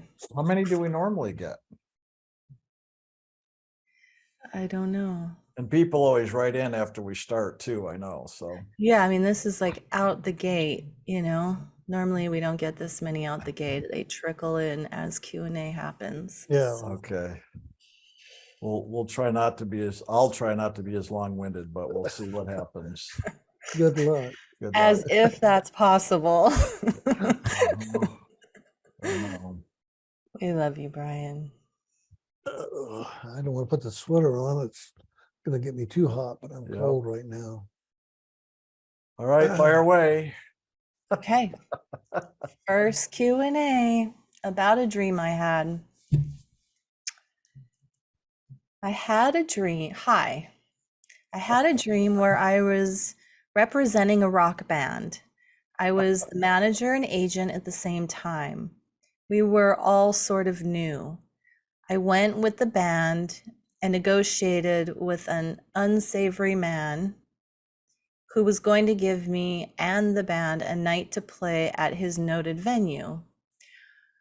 I was a very good negotiator and knew how to get money from him, but I made the mistake of not having a lawyer accompanying me. So this unsavory man was able to put something into the contract where he was able to steal away one of the band's star musicians. The other band musicians weren't happy about this. One was thinking of leaving also. I wonder if this is me unconsciously thinking about dealing with a personal growth group which I only trust up to a point. I have agreed to work with them, but I know after this dream I have rights also and probably need a lawyer in all of my dealings with them also. Now I know why the last person, the head of my local group, was an attorney. I've learned these things are the way of the 10% that is the world, and always have an attorney in your dealings. I have learned from experience that whenever I used a lawyer, I have always won cases. Please comment on the dream. Thank you. Good dream. and get a lawyer. That's your comment? Well, they did say just comment on it. They didn't ask for understanding of it. That's true. No, I mean, it can't get any clearer than that. That's a very clear statement for you to take care of yourself the way you can. And having a lawyer is a means by which you take care of yourself and not let anybody, pull one over on you, if you will. I mean, obviously it sounds like an outer guidance for sure. But, symbolically, as far as inner, to me, something like that also symbolically, like a rock band tells me it's about the world. Because, we talk about the sound current. There's different frequencies of the sound current. So rock band, literally rock to me is more the element of earth. So to me, it's saying it is about the physical. And so it's a reflection of the sound current in the world. And that is, like you said, you don't know if you can trust them. Well, because the world's always full of deception. The world itself is an illusion. It's a reflection. So it's reflecting the truth, but therefore right away it's false. And that's, to me, symbolically, this is also showing you that you can't trust the world and not to look to the world it's always based in polarity, and there's always going to be those deceptions in this world. But in that is also letting you know to really then pay attention to your choices and really choose spirit in what you're doing until you rise above all of that. And when I hear about lawsuits, to me, it's about right and wrong, the justices and injustices. So at some point, you're going to want to look at those choices you're making. I mean, always in polarity, in the physical, just in a pure physical level, like Jim said, definitely do what you need to do the way the world works. But on an inner journey, the spiritual journey, these dreams can also be symbolic of things unfolding to give you more understanding, to pay attention to, if you're really caught up in the world, to see what you can do to start lifting your focus higher. And to me, a dream like that is also working out your karmas. To me, that's literally just working out your physical karmas and all of that. So learn, love, and lift. There you go. That'd be a name of a good book. Learn, love, and lift. Okay. All righty. Okay. Dear Jim and Brian and Kelsey, I had a very strange dream that I would like to ask you about. I'm walking through fields and meadows on my own, but there is a lot of people walking in front of me. As I turn around, I suddenly see a very large horse thundering towards me. It has a rider, a powerful being wrapped like an Egyptian mummy in grayish bluish cloth. Only his deep eyes is visible. He is staring ahead as he races past me, and I feel a strong, hard power coming from him. He continues up a hill where he stops at the edge, and suddenly, coming from the valley, I can see flames from many fires and explosions reaching into the sky. Then I hear another horse coming. Again, it's larger than normal and in full speed. The horse is white and the rider looks like a bride, all dressed in a white flowing dress. I can't see the face, but I know it has the white bride, whatever that means. At some point, there's a third rider. Same thing again, but could have been the first one, looks similar. They are all larger than humans. Everyone is panicking now and turns around to run back from where we all came. Most of them have horses, and as they ride past me, I ask for a lift, but nobody stops. I now start running through the long, tall grass. Here the dream stops. These riders felt very powerful, and I would love to know what they represent. Thank you so much for these wonderful streamings and sharings. I am so grateful. Love to you all. You want to start or you want me to? No, you go ahead. So let me just start to maybe unravel a little bit of some symbology here. To me, a lot of the meadows, plateaus, whatever that was, is just a place in one of the spiritual realms in the physical creation. And it's above the physical, so it'd be more, like astral, causal, mental, because to me, the valley or down where the explosions or fire was really now the lower. So the person, you're coming from a higher level. So whatever you've been doing in your spiritual journey, it's showing you're lifting higher. And the first horses often, I'm not going to say always, but especially a white horse often will symbolize spirit. Okay. On these plains like this. So a horse coming in to me is showing their spirit, and the spirit's bringing something. And to me, if it's like a zombie type of a thing, to me, Jim did a talk a while ago, and he shared a few things where zombies or people that appear dead, but yet there's life there, to me is saying the Walking Dead. So that's a soul in this world that's not awake. That spirit is still carrying and symbolizing something here for you, showing you that there's still those are parts of yourself. If we want to make most dreams, they're really mostly about ourselves. So it's, to me, spirit showing you that there's a part of you that is still asleep, part of that Walking Dead, the zombie in the world, but yet spirit is carrying that part of you. And again, the white horse. And the other part is, 3 horses to me, that's showing you the Trinity action of spirit as well. And the second one, bringing the bride, to me is showing you the divine spark of you, the soul that is in the world, because that spiritual bride is often represented as the spark that came out of the soul realm of who we are, of our conscious knowing, and now is incarnated here in the body. So to me, that spirit now showing you that you are the divine bride as well, that is in this world.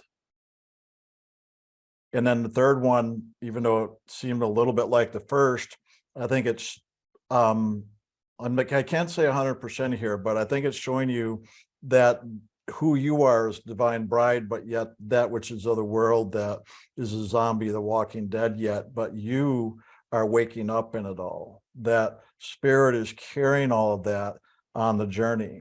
And the part of you that now nobody would pick up, that is you doing, to me, your part of taking responsibility to move away from the world, no matter what it appears like. Often the world's always, I don't want to say always, but a lot of the time motivated by fear, destruction, death, birth and death. So to me, that's a motivator. So running from that is also now running the same direction the horses were going, which to me is showing you're running in the direction of spirit.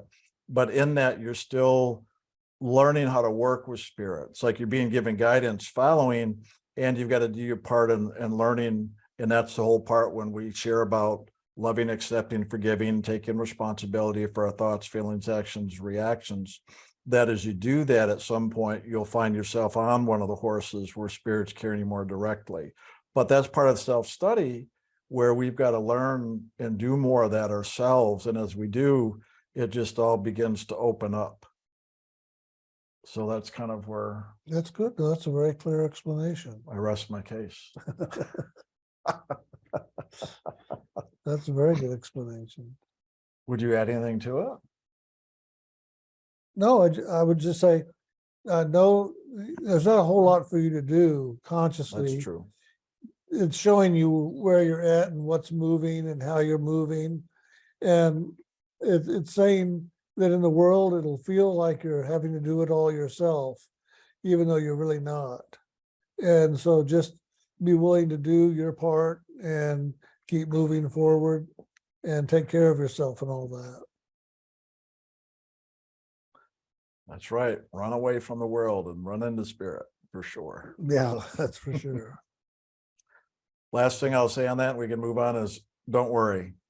Every time somebody has an experience that seems scary or that's not all peace and loving, people often tend to get concerned about it, and no need to be concerned unless you're not meditating or doing in the inner work.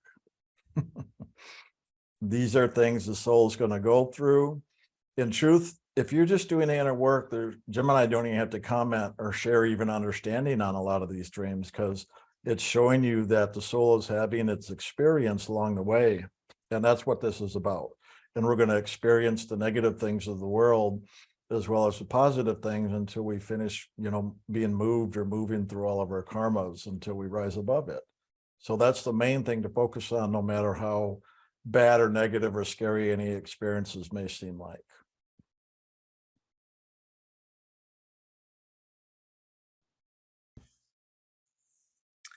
Dear Jim and Brian, I wanted to thank you, Brian, for your clarity regarding donating, and I liked you sharing like it's like a service. Awesome. For me, it's an active choice of sharing my loving and gratitude for your service to me in providing seminars, answering my emails, retreats, etc., and supporting me on my journey home to God. Priceless. Thank you both so much. In loving gratitude and joy. Thank you. Appreciate hearing that.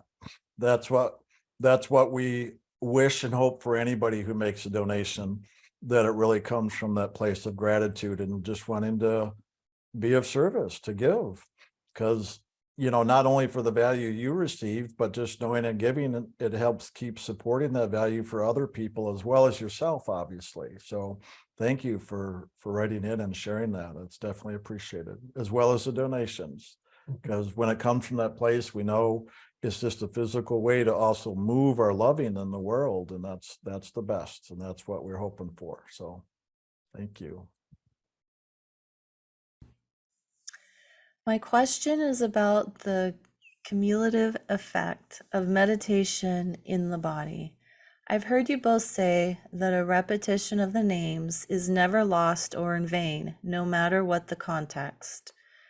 That is, even if initiates are chanting here and there during the day, between other things, there is at least some positive effect from this.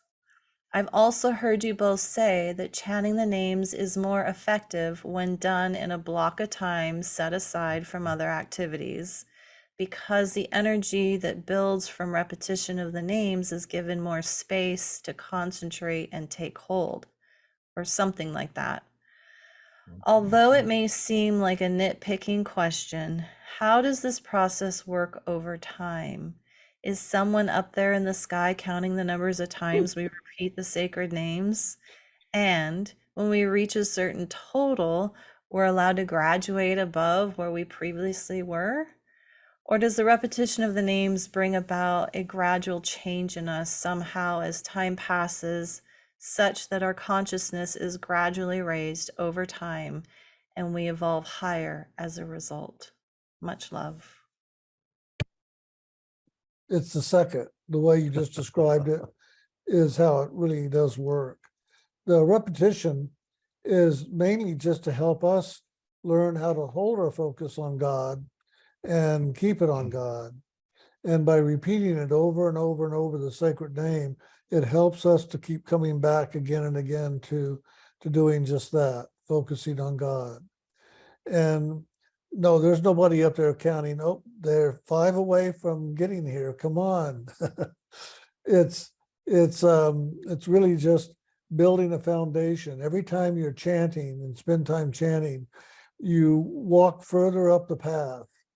It's not you start all over again and have to, go further, but you just continue from where you left off on to the next. So you're building the pathway, and it makes it a stronger foundation and a longer pathway for you to walk to completion. And so you have any? Yeah, I mean, the real key in that is you can always say quality over quantity, and it's different for each person. And like Jim said, it's mainly to get you to focus on God. And in doing that, it builds the energy of loving. And it's really, well, one, it's always between your soul and God, but the more you can love God, the faster, the freer, the whatever will get you out of your karmas. It'll clear, it'll move the lessons more. That's why if you focus it all in a 2.5 hour period, it builds and builds and concentrates that energy so it can begin to pierce through whatever karmas you're dealing with. Whereas if you just do it a little here, a little there, it's still building the loving, but it's like starting to get it going, but then it doesn't really go the way it could if you do it all in one session.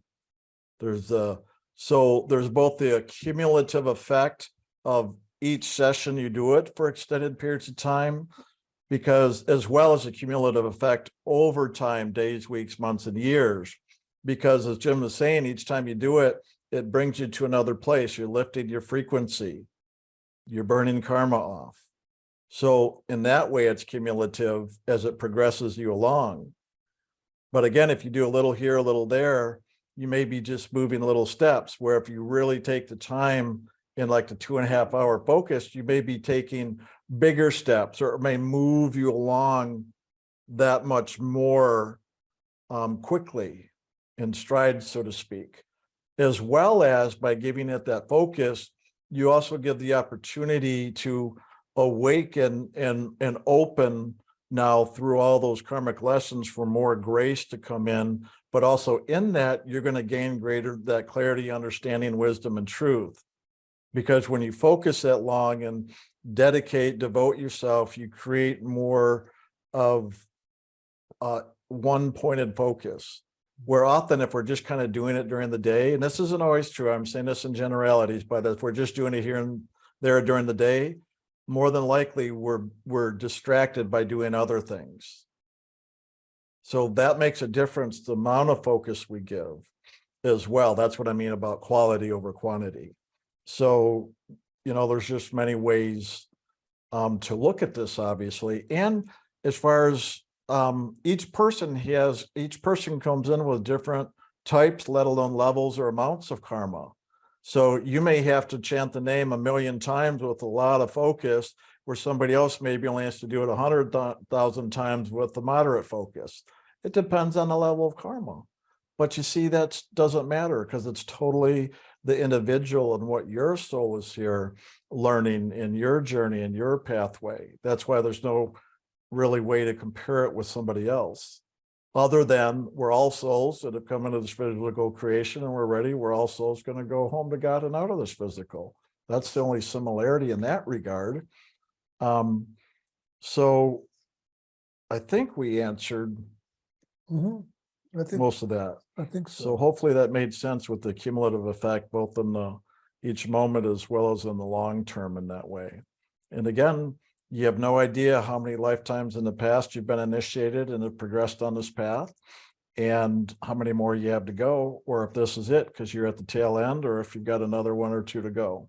There's no way of knowing, and it doesn't matter. What matters is the more devoted time you can give now this lifetime, well, then the sooner you're going to get liberated and go home to God. Okay. What is the difference between spirit and intuition? Is intuition something to ignore or listen to? When we return to the oneness, do we have any concept of who we were in the world or how we identify as self today? The best way to handle 10% of our karmas is to let go and let God, meditate, inner experiences, dreams, LAF when triggered, take responsibility, creation. Feels like 10% is still a ton in a lifetime. Thank God for grace. But want to make sure to do the work. What are all the ways? In love and laughter. You want to start or me? Oh, go ahead. Really, it all works together. The more we do the meditation and the more it clears away or burns the karma, if you want to say, the more spiritually aware you'll become. And then the more spiritually aware you become, your intuition will become more pronounced. Okay.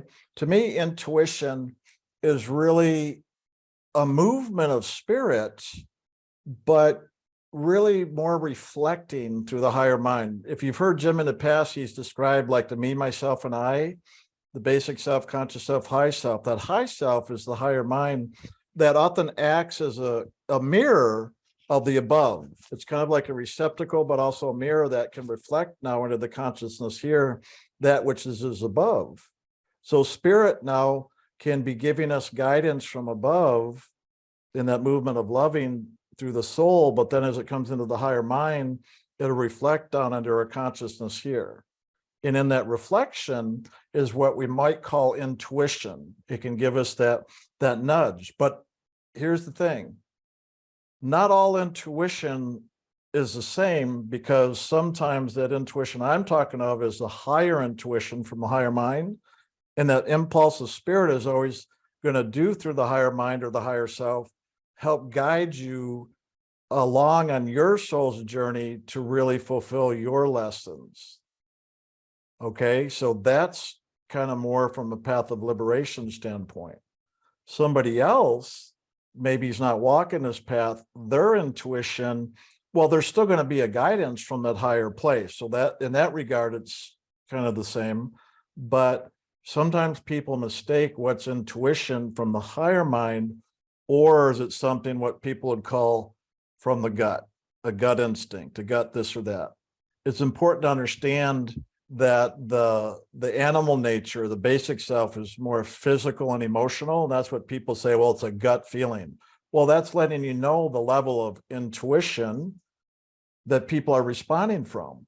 So that gut feeling is also part of the inherent instinctual animal nature about survival.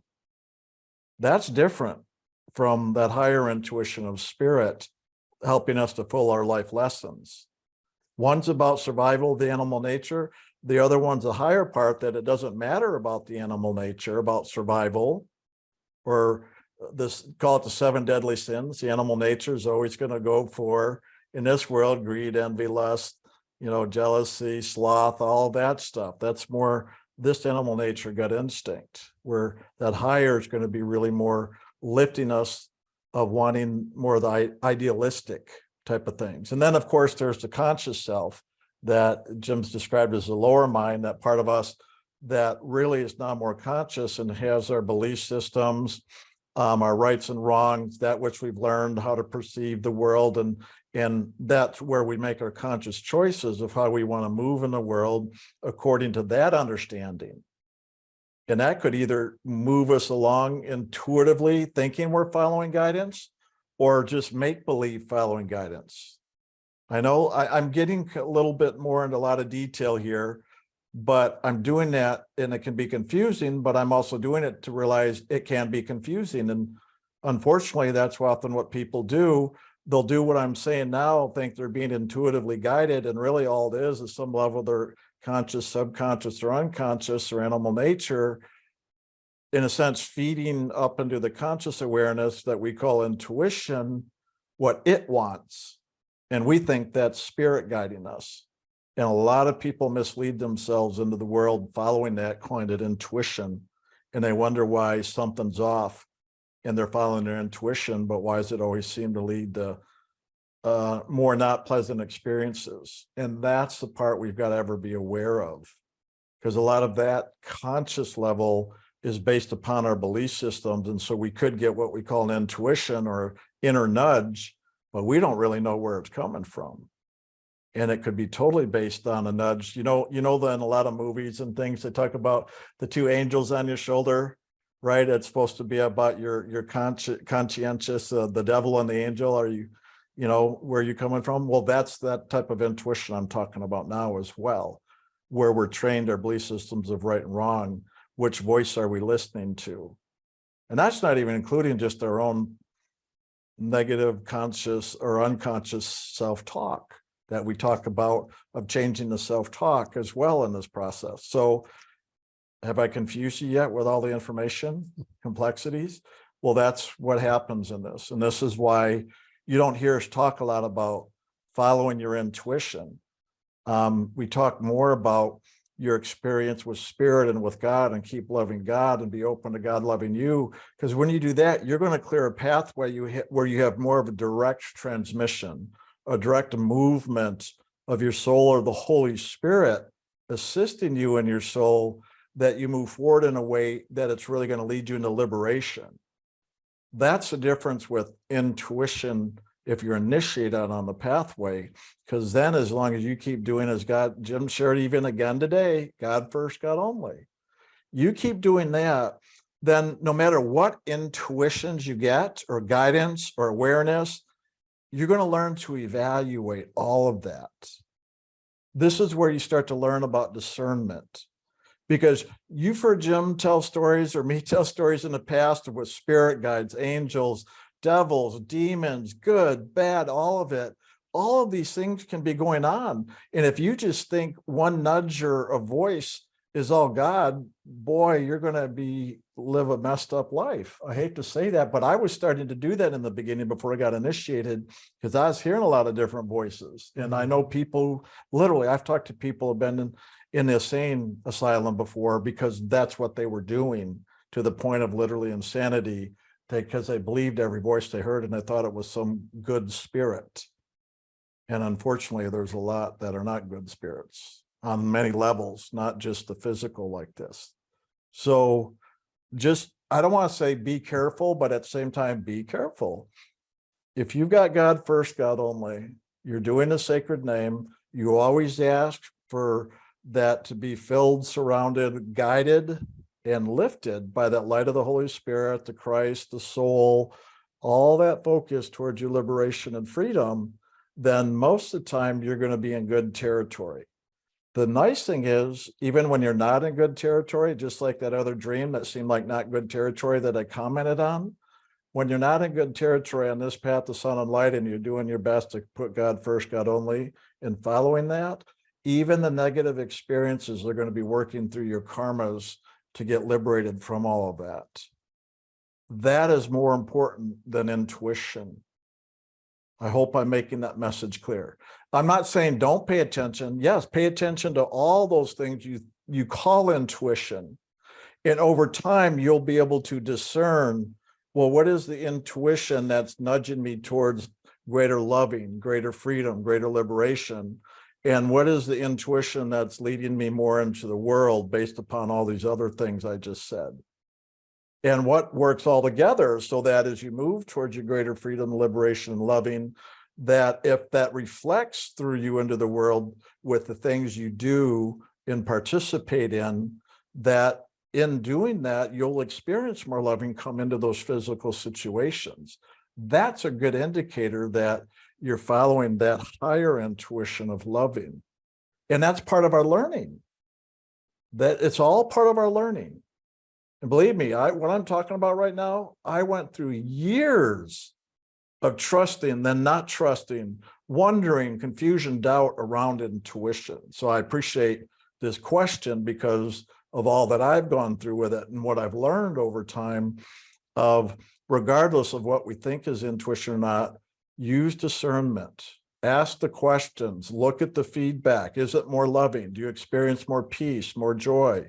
Do you experience acceptance, forgiveness, or do you experience againstness? Okay. So pay attention to that, because if it's truly an intuitive guidance from spirit, it's always going to have more loving, peace, joy, all those qualities of God in it. And the other stuff won't. And if we make those choices, let that be okay, because we are at times going to even have intuitions that we're going to follow that we think is the right way. And then we go into all these horrible experiences. But what if that was actually a nudge from spirit? Because we had to walk through the negative experience to learn the lesson to get the karma done. This is one of the biggest other parts that I learned in all that, because I know I've had good intuitions in the past that at first seemed to turn out good, but then later didn't. And it made me question. But then over time, I learned, wow, actually that helped me to walk through that, to have the experience to learn the karmic lessons there, even though they appeared negative, that was actually very valuable for me on my soul's journey. So ultimately, make God first, trust that, just use your best discernment, use your best intuition, use your best understanding and knowing wherever you're at any point. And ultimately, it's all going to serve you in your process of getting liberated. That's the main key. Let go of any fear or concerns out of anything I just said or anything you thought of before. And just know, if you're truly walking this pathway and you have that sacred name, that no matter what you do, it's all about learning and getting free and getting liberated. And that's the key, regardless of the experiences you walk through. That's good. You know, it already sounds like you're using discernment in many ways, and that you're paying attention and you're looking at both sides of the event. So if you continue doing that, you're going to be fine. And yeah, once in a while we'll make the wrong choice, and that's just the way it works. But I've always found a lot of times the wrong choice turned it out to be the one I should have taken, so that I could have the experience that the wrong choice brought, if you will. And over time in doing that, you'll learn to trust it, whether it's right or wrong. Yeah. And that's really the key in all of that. That's the main thing I learned, that it's okay when it's wrong, not to doubt myself, but to trust whatever, and just know anything can come along with it. But in that, that's where it's all about your liberation anyway. Your liberation and your direct experience with the Holy Spirit and with God directly is more important than your intuition. Did that help, Kelsey? That was excellent. Okay. Thank you. Loved it. That help give some of the clarity to that? Because I know that was one from a week or two ago from somebody. Yeah, definitely. That was Awesome. a full explanation. Good. That's what I was hoping for. And that's why I wanted it to be on Q&A, because that's a good one for all of us, because I went through years of this process around this. Yeah, I'm definitely going to need to go back and listen to that again because you shared a lot in there. And it all came together at the end. So Nice. Good. I actually What we felt a hope for. I felt a real movement of spirit, and I closed my eyes at some point because I just felt like in your sharing it was for giving me an experience of the loving of like, and this is what to trust, and this is what to follow, and this is what to know. So Right. yeah, that was an experience you're sharing. So Good. thank you. Well, thank you. That's why I actually asked you, because I wanted people to hear feedback like that so they have something more than just what myself or Jim say, because it's all based on your own experience. And it took me years of going through all that and a lot of confusion around intuition. And believe me, I asked Jim about intuition more than once along the way as I was working through it. And I like that you called forward for me at least to pay attention to the qualities, right? If it feels loving and joyful and brings peace, to trust that, to follow that. You know, it's important to know those signposts to that movement of spirit. So thank you. That was excellent. Good. Yay. Okay, next one. Yeah. All right. Dear Jim, I love you. I love you. I love you. I love you. And Good. I thank get a you. break. I'm going to use the bathroom, so keep going since it's directed to Jim. Wait. No. I love you too, Brian, just as much. Well, thank you. And the bathroom's right here, so I'll be able to still hear. So don't worry. Would you bring my water? I have to go over there too. But I'm really feeling my loving for Jim just now. I know you understand. Yeah. Wink, wink. And I love you so much too, Kelsey. I got a kiss. And I love, oh, and you, ILMers, thank you all. Prayer hands. I am noticing that when I do feel loving, it is easier than receiving loving. I think of it as my favorite thing, and I'd rather love than be loved. But maybe I can love more if I receive more. Seems like good energy math. Do I just keep practicing the focus on giving and receiving love and it'll come? Might it be helpful to spend more time practicing receiving? Thanks. Oh, there's a really wise statement. If we listen to it and follow it, as you give, so shall you receive. And it really is in the giving of loving that we open the door wider so that more loving can come in. And so we have to start the action, and we start the action with giving. And that's how it is with God. We start the action by sitting down and meditating and chanting the sacred name. That's us giving loving to God. And then that opens the door for God to give us more loving. And so once the cycle begins, once we are pumping the waters of love, so to speak, and it's coming back to us, being returned to us tenfold sometimes, then we know that we're on the right path. And so it sounds like you're getting the awareness and doing the action. So that's wonderful. I do have a comment as well in a moment.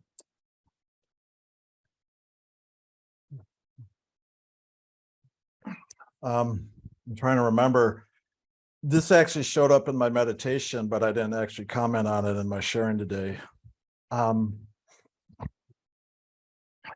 The other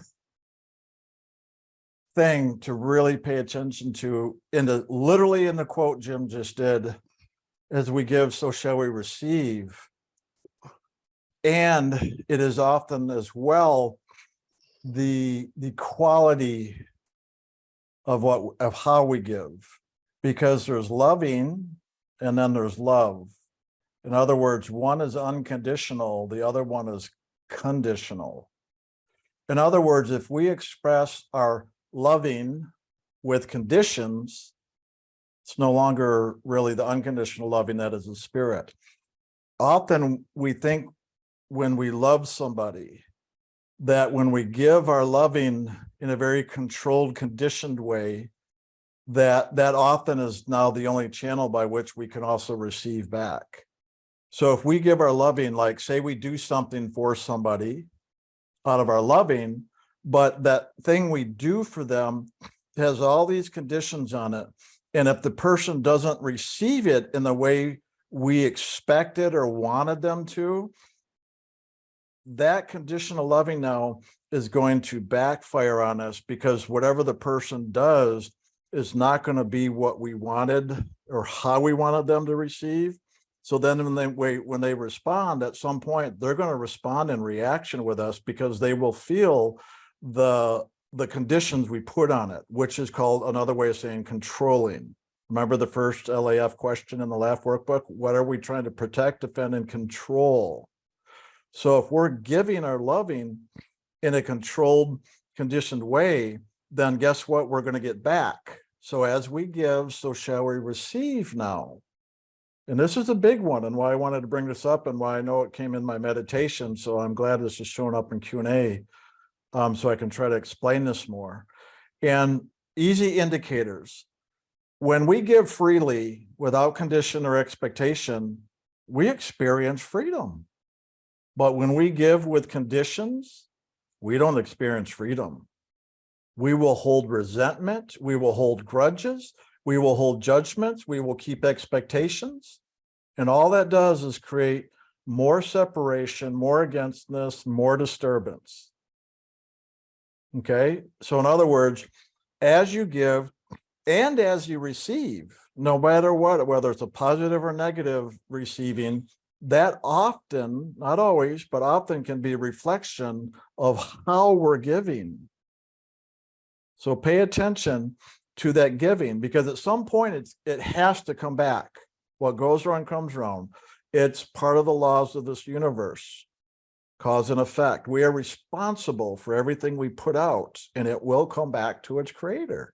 So if you're putting things out with conditions, it's going to come back to you in the same way and cause you disturbance. So when it comes back to you, if you're finding disturbance, just be aware, instead of getting mad, resentful of whoever or whatever is delivering it back to you, start to look at and let it be feedback from your universe of maybe how you've given conditionally. And this is your universe's way of letting you know that. And for you to look at now as valuable information to help teach you about what you're doing, so you can begin to now change what you're doing. So that means start giving, and giving in ways where when you do give, there's no conditions. It's okay no matter what the person does with what you've given or how you've given, whether that's emotionally or whether it's physically or financially or any way. I mean, we can express our loving on many levels in many ways. So we have to learn how to give unconditionally, to give freely with no expectation of getting anything in return, and no expectation of what people are going to do with what we've given them. That's kind of what I was talking about even today about donations.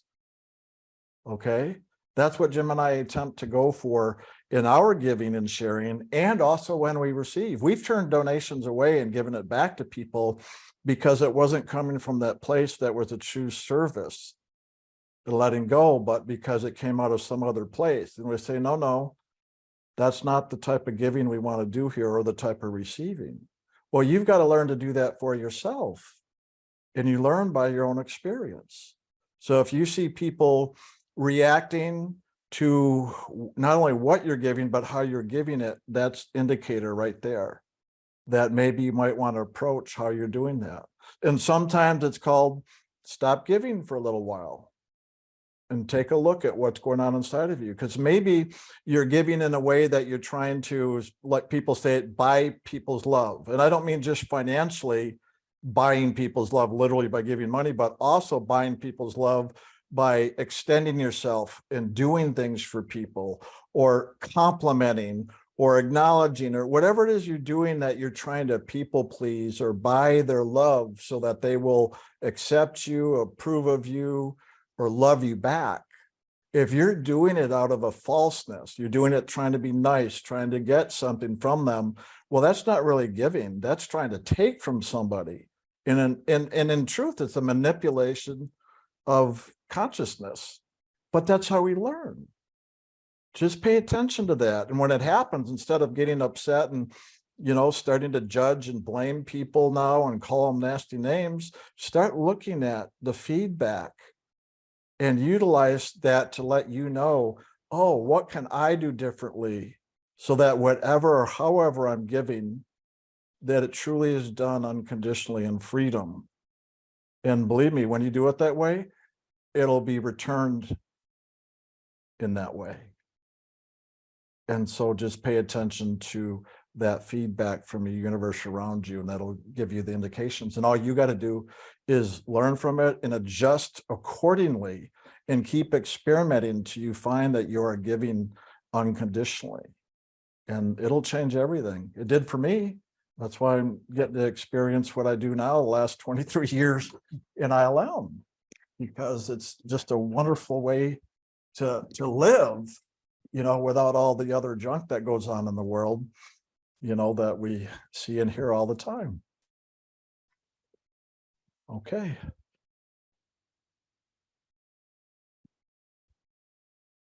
Did that work, Kelsey?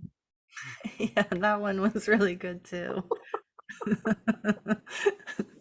Thank you.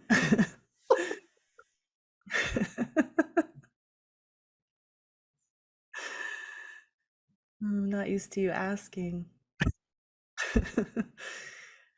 Okay. Thank you all at ILM for your time and energy and loving you give. I'm so very, very grateful. The re-evaluation theme was really timely. Recently, I have observed that when I'm trying to accomplish tasks for work or around the house, if my focus or push is on the future point of getting it done, it doesn't go so smoothly. I make mistakes or it takes longer. However, it moves along very nicely if I'm truly in the moment of doing and not pushing to get the goal of completing the task. My question is whether this also applies to the task of getting home to spirit. Sometimes it feels like when I focus on trying to get to the point of being all the way to the realm of spirit, I feel like I'm hampered and not making progress. And if I relax and be okay with where I'm at along the path, then things ease up. Yep. Is there an analogy of how things work in this physical world to making progress on the spiritual path, or is it different? Also, I'm somewhat discouraged because I don't see the purple light so much anymore. Not like I did over a decade ago when I was first initiated. I do hear the sound almost all the time when I turn inside and up. Is there a reason I'm not seeing the light anymore? Is this a phase? Thank you. Much loving. Go for it. The first part, you pretty much answered in your sharing. To me, that you just listen to what you actually shared, that pretty much answers it. The second part, usually when we don't see like that, it's often because we're working through the karmas. And as we do, then as it clears, there's an opening, and then often we'll see again. But the fact that you're hearing it, well, this is a path of sound and light. So if you're hearing the sound, obviously you're fine, you're right on track. When you don't see the light, it's just letting you know there's something in the way, but the thing that's in the way is the very thing that you're working through karmically. which is kind of what the first part of the question was. Golly, now I forgot the words of the first part because I wanted to comment more because it was actually very well said. So go back and just listen to literally the last couple questions I answered. I pretty much already talked about that.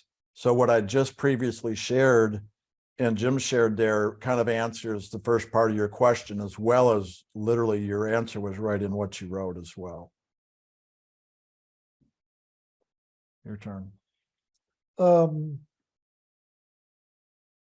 know, we talked about the blue light, the purple light, and the white and gold light.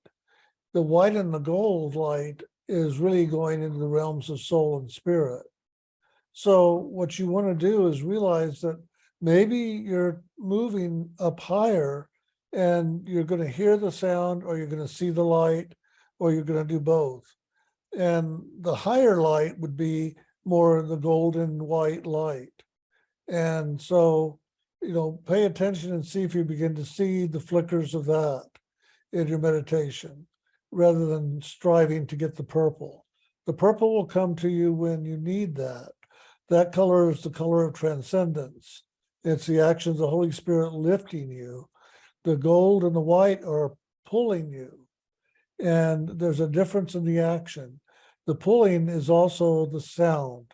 The sound is calling you, it's pulling you, it carries you back into the heart of God. So we have to look and realize we want to be transitioning higher and higher and higher. And that's what you're doing. And if the purple isn't there anymore, it means you've gone higher.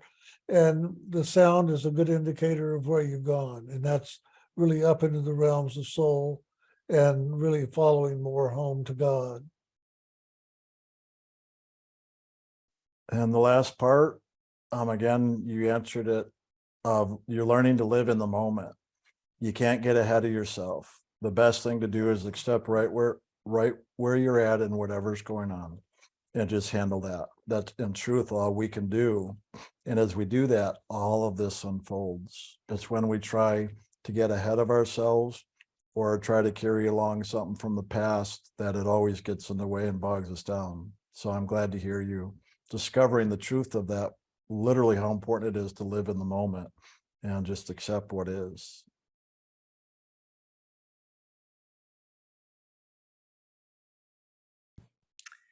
Dear Jim and Brian, I had this dream several weeks ago.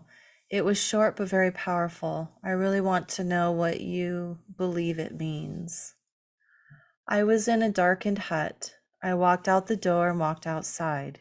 In front of me was a field. It was pale and somewhat colorless and stretched off into the distance. To the left of the field was a forest that also stretched into the distance. Separating the forest and the field was a white fence. Off in the distance, a tiger appeared from out of the trees. He leaped over the fence, but not as a horse would leap a fence. The tiger leaped over the fence and up high into the air, in a beautiful arc. When he returned to the ground, he started running off to the right in front of me, and then circled around to my right. I watched him as he ran past me and out of sight on my right. I was never afraid, as it all took place in the distance, and because of that, he was pretty small, but he was perfect, just beautiful. The thought occurred to me to head back towards the hut. All of a sudden, the tiger came up from underneath me and through me. His head came out through my chest. His head came out under my own head. I looked down and could see his furry head and ears coming out of my chest. His jaws clamped onto my forearm. I just panicked, and as silly as it seems, the only thing I could think of to make him let go of my arm was to blow down onto the top of his head and into his eyes. The fear I felt woke me up. I felt no pain, and the whole dream was over in what seemed like seconds, but it was sharp and clear and powerful. When I meditate, I do the in and up. And as I wrote the dream down in my journal, I realized the tiger's head appeared in the spot where I do the in part before I start meditation. Thank you so much for explaining this dream for me. And I thank you for the love and guidance, the devotion that you constantly give us, your loving initiates in loving.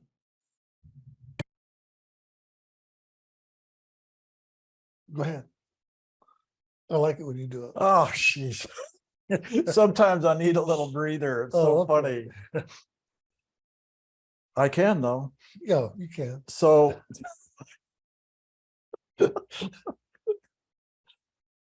it's funny because sometimes in explaining things, I feel a lot of energy, and sometimes I feel a lot of the energy building in my head, especially when I'm trying to explain a lot of information.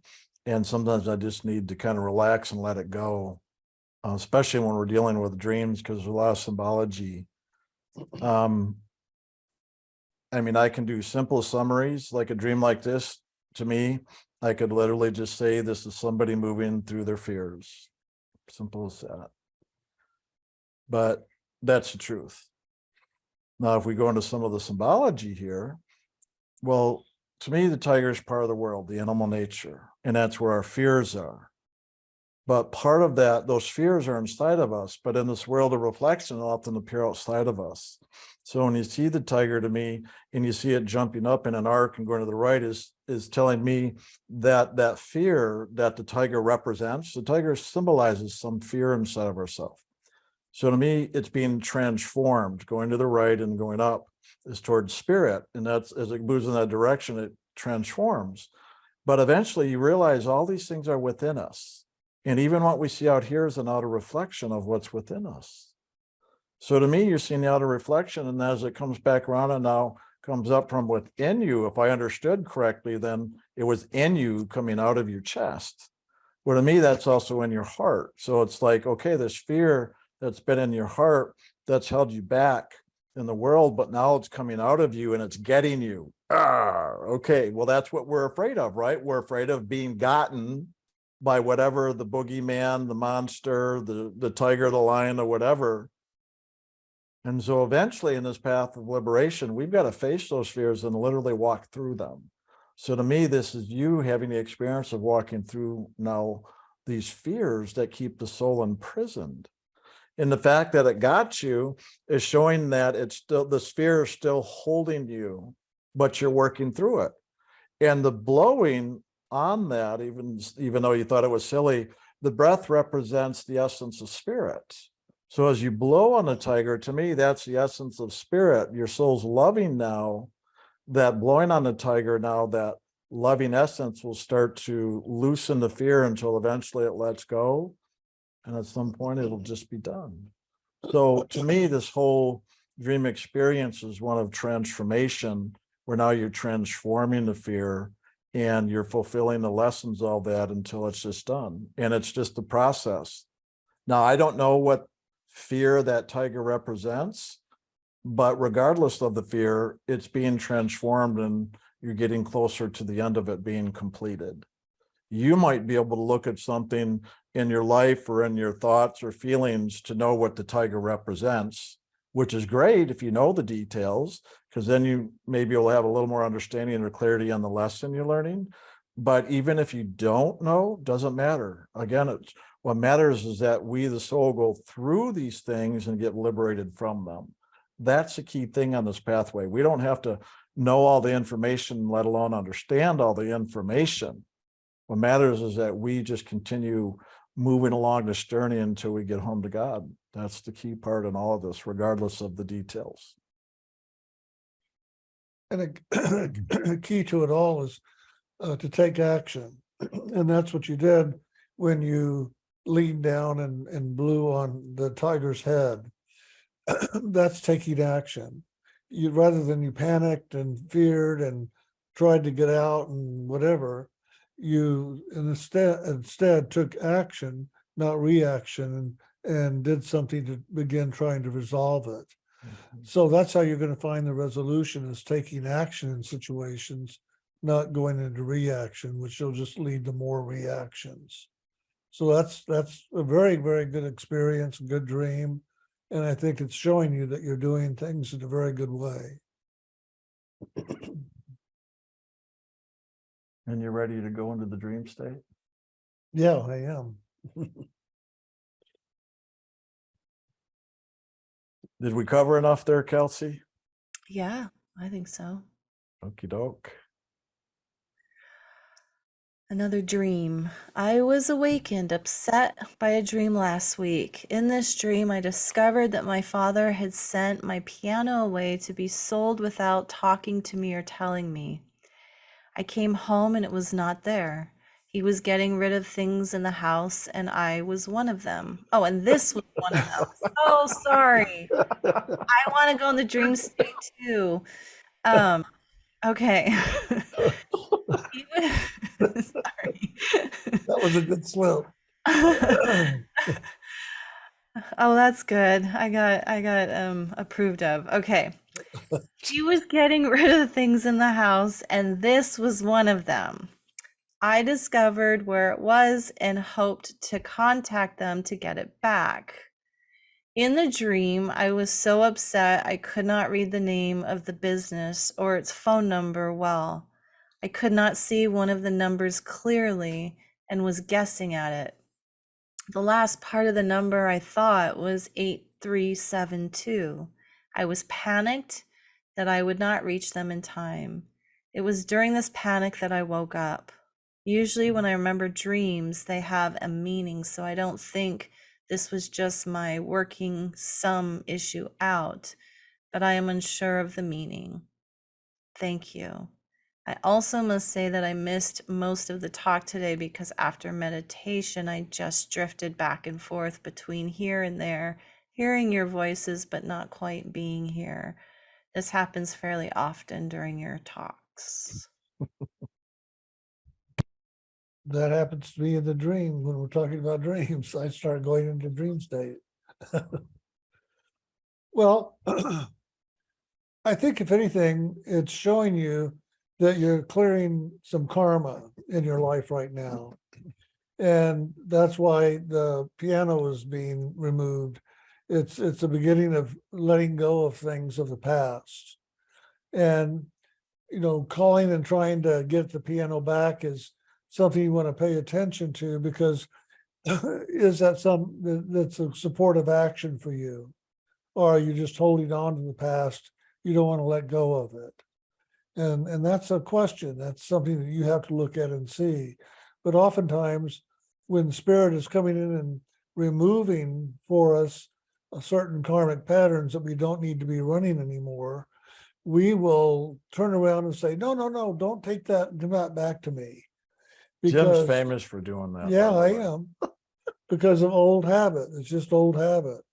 And so I would say whatever's going on in your life right now, look and see if there's something that really is changing, transforming, being removed, lifting, whatever.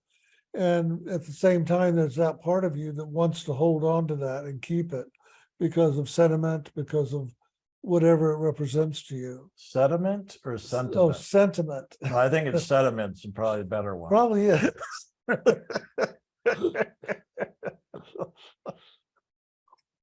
So, That's a good one. You know, I look, just had to say something. I don't blame you. That's good. I'm glad you I caught know, it. that was good. So look and see if there is something going on like that in your daily life. If you're holding on to something you don't really need to hold on to, it's not serving you anymore. If anything keeping you from going forward, then I would begin to look and see how to let go of it.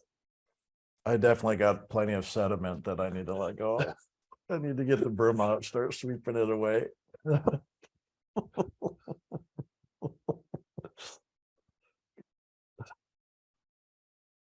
I do little things like that all the time. I actually haven't done it in a little while. I usually did almost every class for a while there. Yeah. So I don't have anything more to say, really. Jim just covered what I was going to say about letting go of the past. So that was just a fun way to play with it.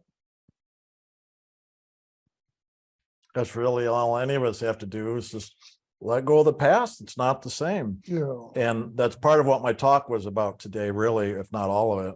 The reevaluation was really looking at things to really let go of the past and to realize, even on a planetary level, these last 3 years with COVID and all has literally been about letting go of the past and the frequency of change for new millennia.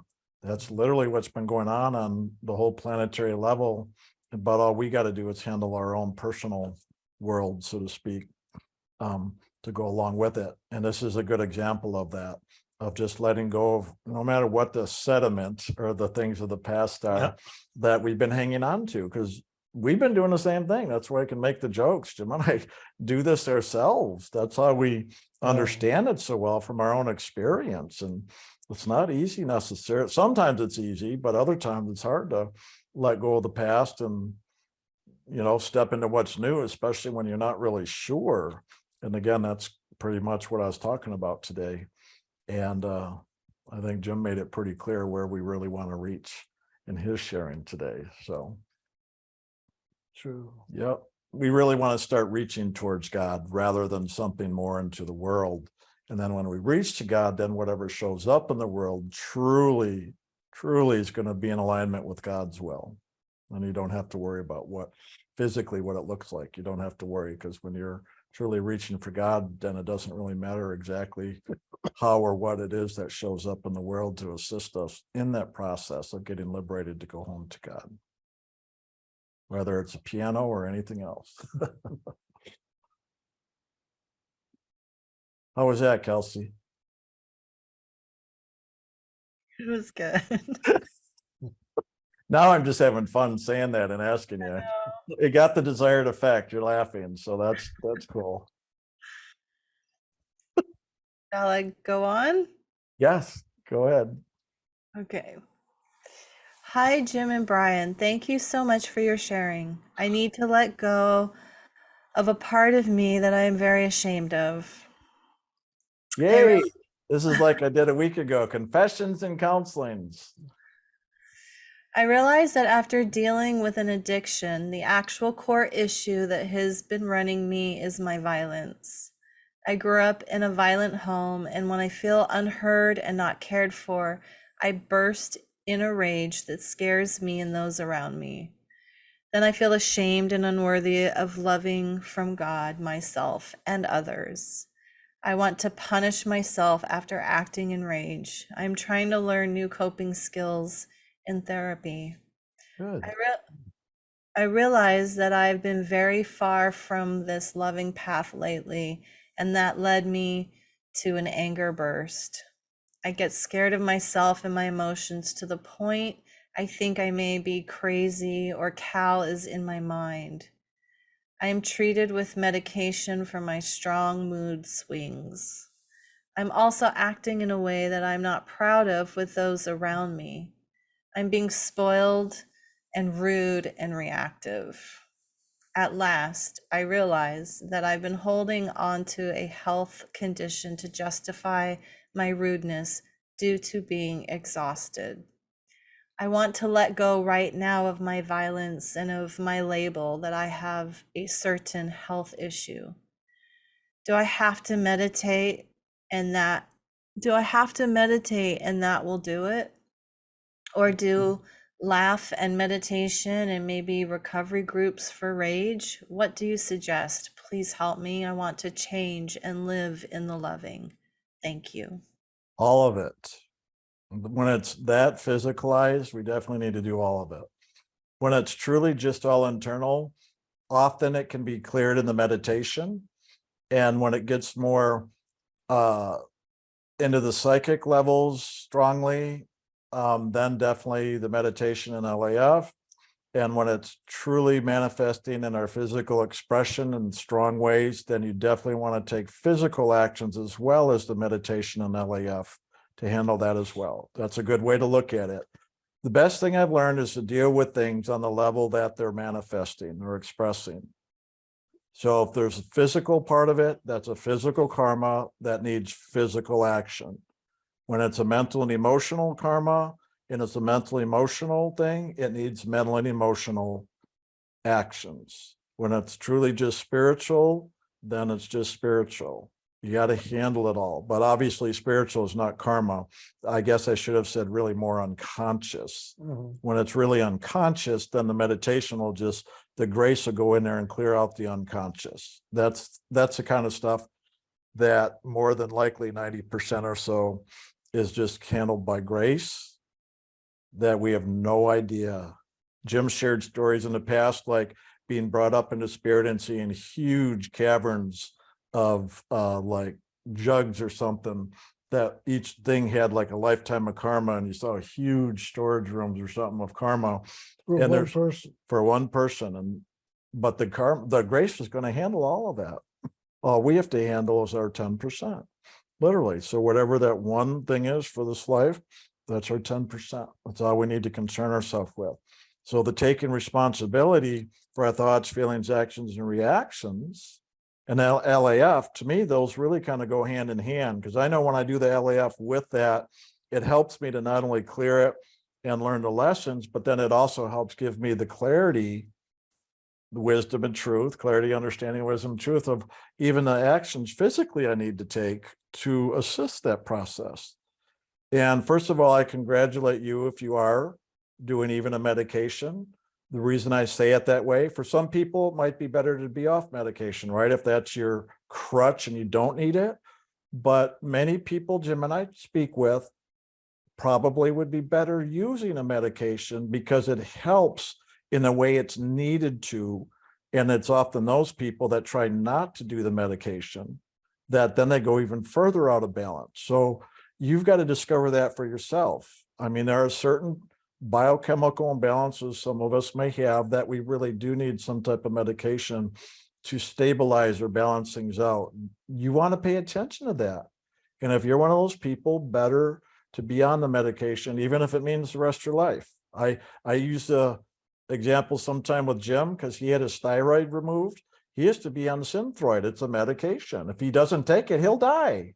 Like what, how long does it take? Like a week or something? Oh, no, it's longer for the. Okay. I actually don't, that'd be good to know. I don't think Yeah. I don't think I ever knew. No, for real. Actually, that's a good one for me to Yeah. follow up with. That literally there's things, life and death, that could be that, or maybe something is biochemical and or mentally and emotional or heart medic. I mean, there's literally all kinds of levels is what I'm saying. Whatever it is it's needed for, pay attention, be realistic, be practical, and take care of it. And of course, behavior modification therapies, support groups, it's all good.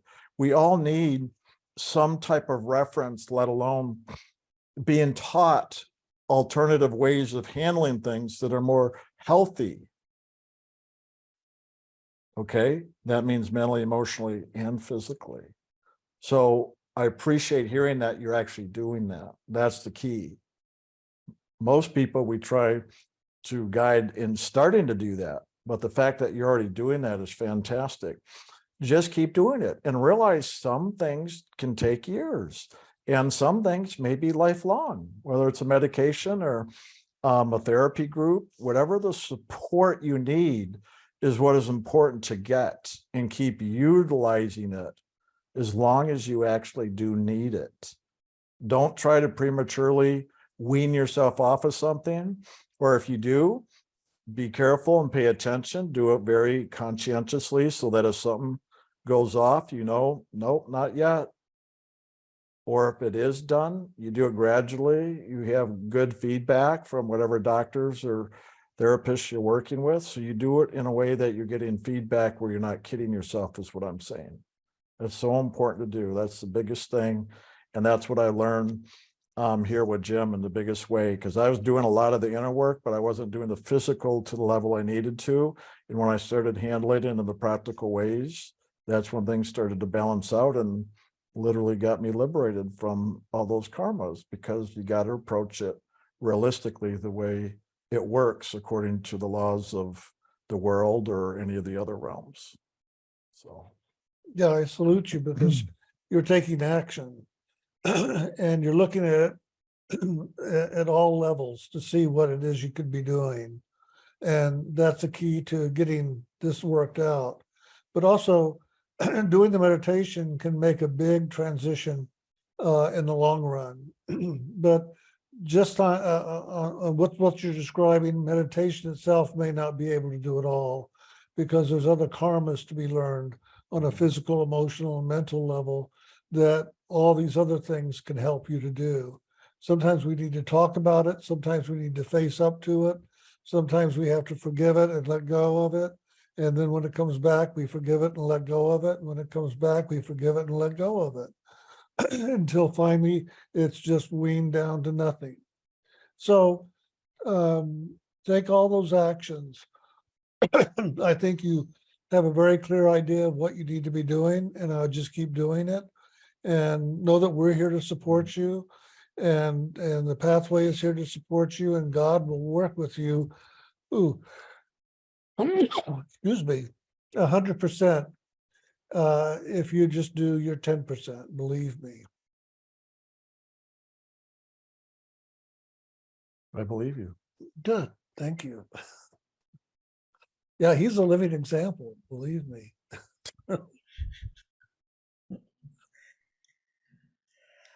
Such a joy to see and hear you both, and Kelsey. My question is, in the Bible, what does the term mark of the beast mean in loving? Mark of the beast, it's about Satan or Lucifer, whatever you would want to call him. It's about the Lord of this creation. And the mark of the beast, it's a statement out of the Bible where John the Apostle is writing about the end days. And the beast that is let loose on the world is Lucifer. And he's the great deceiver. So he will make you believe he's of the good, but he's not, and he's out to do evil. And those that know through their own spiritual awakening and pathway, which in the Bible, it's the Christians, will know him by the mark on his forehead of 666.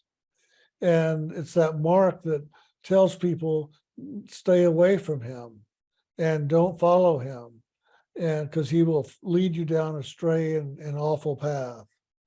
So it's interesting because in the story of the Passover, there's the whole thing of putting the blood on the door so that the angel of death can't come there, and it bypasses all the Jewish homes.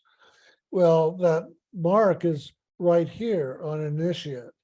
There's a mark that is placed there of light that lets Lucifer know you no longer are a part of his creation.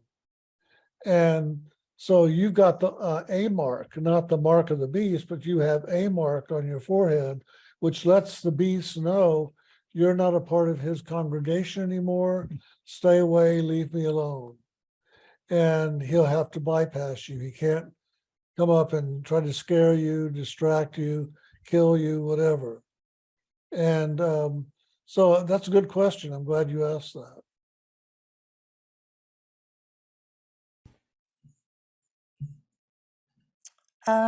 So you remember the one about the piano?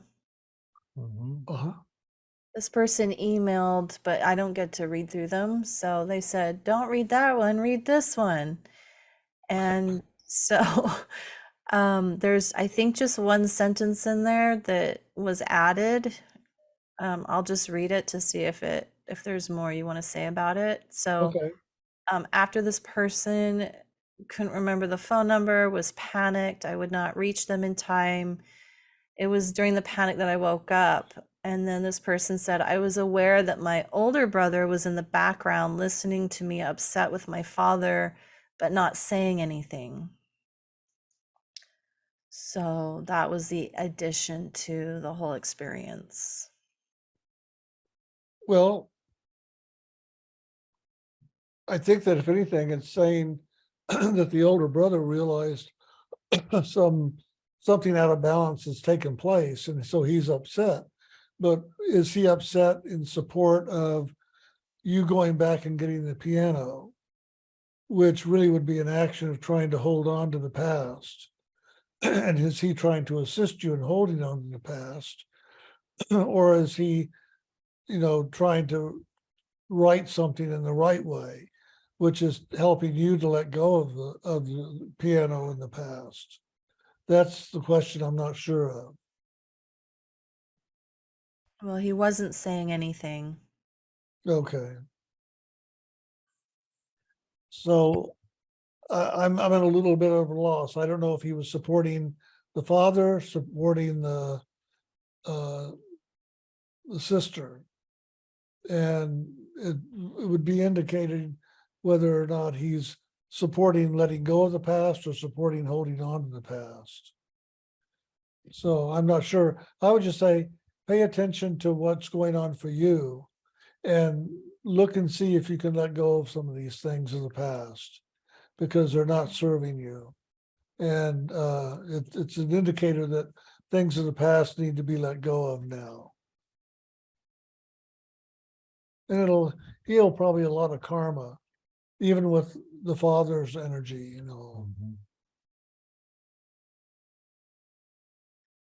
Okay, next one. Dear Jim, Brian, Kelsey, my brother's condition of cancer seems to me to be more than I can handle, although I understand about how we each have our own karma. Each time I've learned of new challenges he's going through, I first feel more anguish than I ever experienced. Then there are days of zombiness where I'm unable to think and do normally. I fear that I'll be unable to help him if he or his family need me. I fear how I might react when he dies. He's okay now, though, has been through so much pain and fear. This issue of wanting control over my body and emotions is also present in another way, with a nearly ever-present tension and hyper-vigilant PTSD from very early childhood illness trauma, which I've been aware of for several years. These two challenges seem to be hampering me in life. I feel lost when trying to plan for my future. I lack energy, focus, desire to do much in the world. Except that recently I felt compelled to nurture struggling.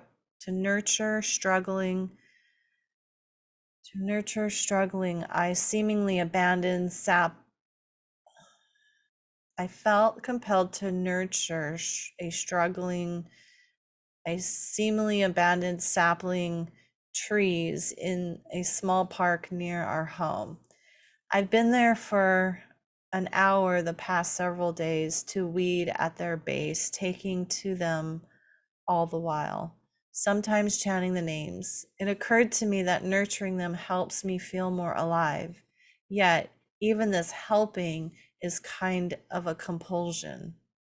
And at the same time, my life is blessed and I just want it to stay as it is for a lot longer. Much loving to each of you, Tanya and Abe too.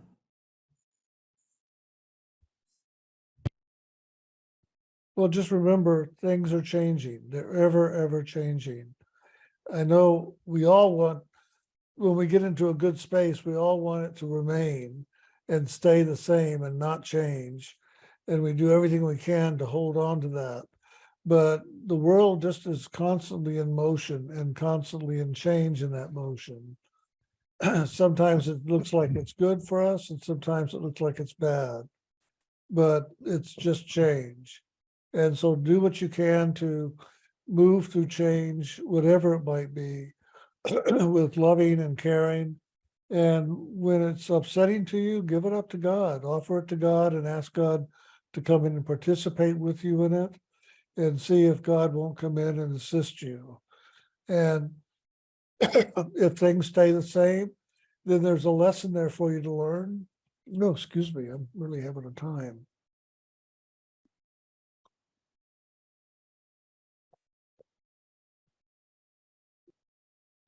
If things stay the same, there's a lesson there for you to learn.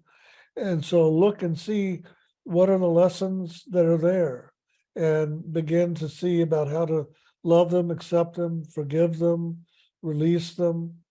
And if you want, do the LAF workbook. It'll help you to sometimes see some of the things that is there for you to look at and handle maybe a little bit differently. It'll give you a different approach. You want to add? No, that's good. Okay. Hello, dear ones. Brian, in the Gathering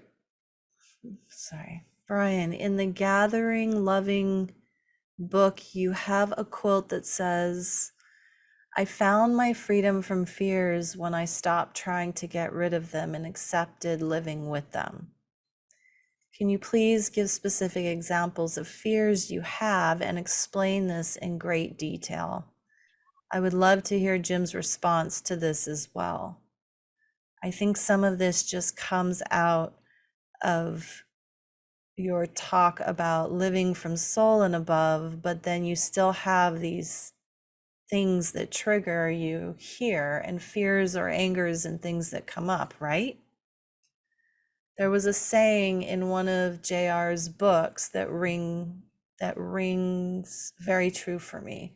We are brothers keepers, but not as prison keepers, allowing them the freedom of their own choice. Those are the parts and how I remember. As you're talking today about it, it's really not about the outer, it's what we're doing inwardly. It has nothing to do with what we're doing. It has to do with what I'm doing inside, correct? Yes, correct. That is where my true learning and freedom is, correct? Correct, yes. I have put out so many judgments that people aren't doing things right. Some part of me thinks I know what's right.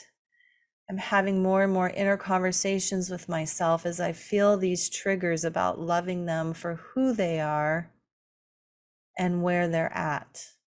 I am getting more and more moments of true loving for them in compassion, which also gives me more gentleness and compassion for myself. I guess this is about a hardness and a righteousness inside that feels like it's loose and mean song. It feels like it's loose and mean song.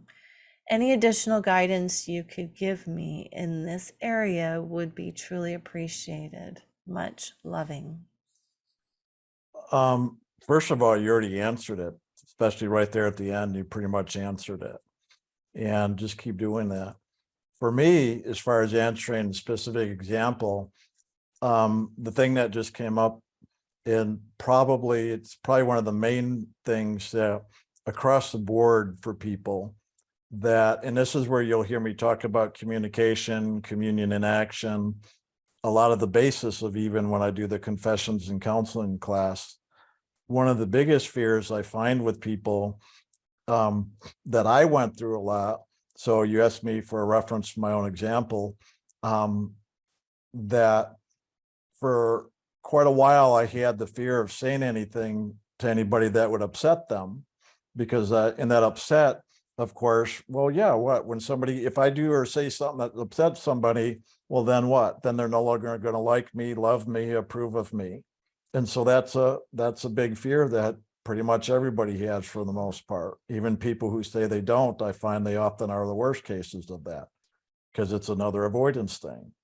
And so that's probably one of the biggest things I really worked through, and that I learned, this is where I learned a lot of the communication to the point of communion and action that I find across the board, that I talk about pretty regularly with most people, that when we can find a way to communicate in a way that is done through loving, accepting, forgiving, is where I find it begins to now move through those fears until they dissolve.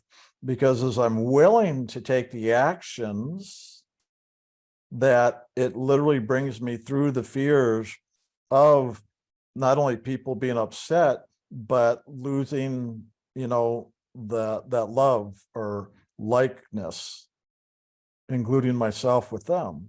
So that's the communion. So it dissolves the separation. And what I found is that people are already in separation because the very fact they have that fear causes separation. But most people don't say anything or don't take any actions or responsibility with that. And so it keeps them in separation. Well, I'm too afraid to say anything because I might upset them, especially if it's a family member or like a best friend. Those are usually the hardest situations, but yet there's where the most value is in approaching those things. So I've learned to start addressing all that, to start sharing what is it that's going on inside of me, so that I begin to do the LAF, but also take responsibility, because it is my thoughts and feelings and whatever I have wrapped up around the fear. And so I've learned to have discussions that even if they do cause reaction, that I've learned to keep talking, communicating through all that till I get the clarity what my lesson is in there. And then I just move into acceptance with it. And I move into forgiveness with myself, but also with the other person, and even invite them to love, accept, forgive me for whatever I've said or done that has caused them reaction or upset or anger with me. But I do it out of trying to get to that place inside of me that I can love and accept and forgive myself so that it's no longer there. And I've learned to just use the auto-reflective process with other people and situations in the world as a tool, so to speak, to help me go through my process. And that's where I've learned to get over the fear of having those open, honest, vulnerable communications that most people avoid. So I do that because I do it with the right intention and the real goal or focus in mind, that I get there, because I keep going until I am there and free of it. And for the people that are willing to participate with me, they'll often get there too, or at least it'll be put in motion for them. They can do with it whatever they want to do with it. And that's the freedom of choice. So the whole my brother's keeper thing, I've learned really it's up to each of, that's why I forget the other part of that quote, but that's really more true, because a lot of people have misinterpreted that to then now they go into control of being your brother's keeper, because then you try to get people to do what you want them to do, when in truth you've got to let them be free to do what they need to do for themselves. But I've learned that in doing this with other people, in a sense, I give them the opportunity to, in assisting me by me taking care of myself to get to that place of communion, it gives them the opportunity to get there too, if they choose to engage with me in the process as I do it for myself. That's why I've learned to be my brother's keeper, and at the same time, give them the freedom to do what they need to do for themselves, because they don't have to participate with me in my process. But I've learned to invite people or engage with people in support of myself, and also over time realizing it opened a door that they could take the same opportunity if they wish. In the beginning, I'd try to control them and get them to do it with me, for whatever. But over time, I learned how to do it differently. So it really was their freedom of choice rather than me trying to control their choices.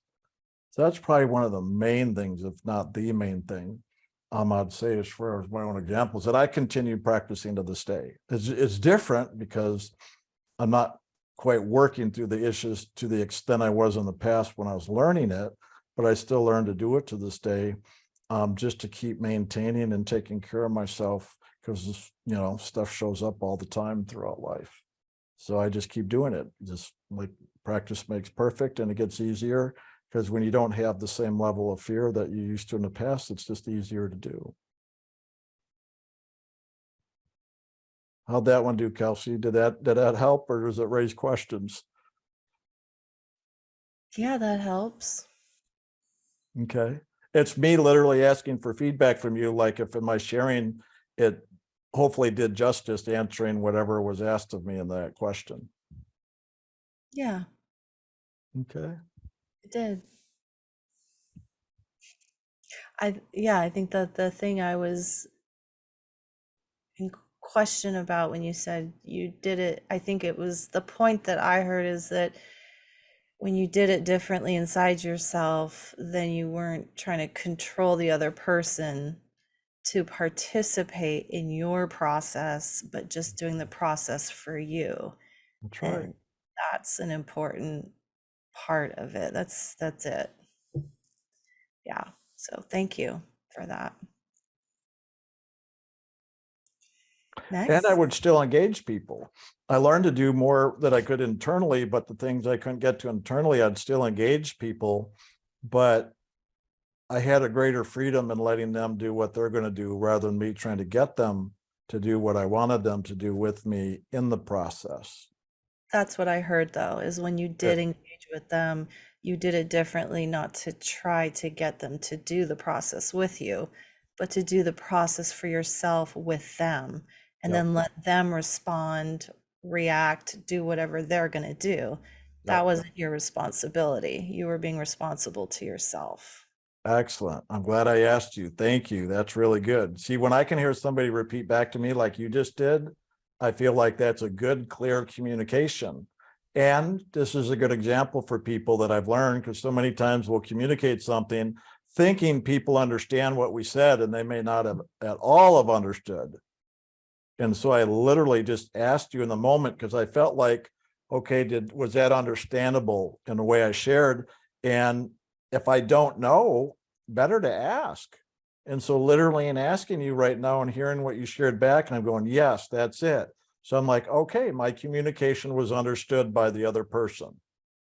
Now, I don't know if it's understood by the person who wrote in, but it was understood by you because I'm interacting with you. That's what's important. And this is the other side of communication that people don't understand. And so this is a great example of being able to do this like we just did now, because in asking you now, you were able to repeat back to me what you understand with what I said. And I'm like, good, that's a clear communication. And I know it's a clear communication because of the feedback and what you just shared back. And that is so important for people to realize in their interactions, communications, what they need to be doing if they really want to complete full circle. Awesome. Thank you. Thank you. Okay. And we start with thank you, thank you, thank you. What wonderful sharings. I feel so full that I'm not certain I can put my thoughts together in an email, but I'll try. I've been meaning to write to you for a while now. For the past few years, I've felt a pressure on the seat of the soul continuously, like a gentle weight. It was always there.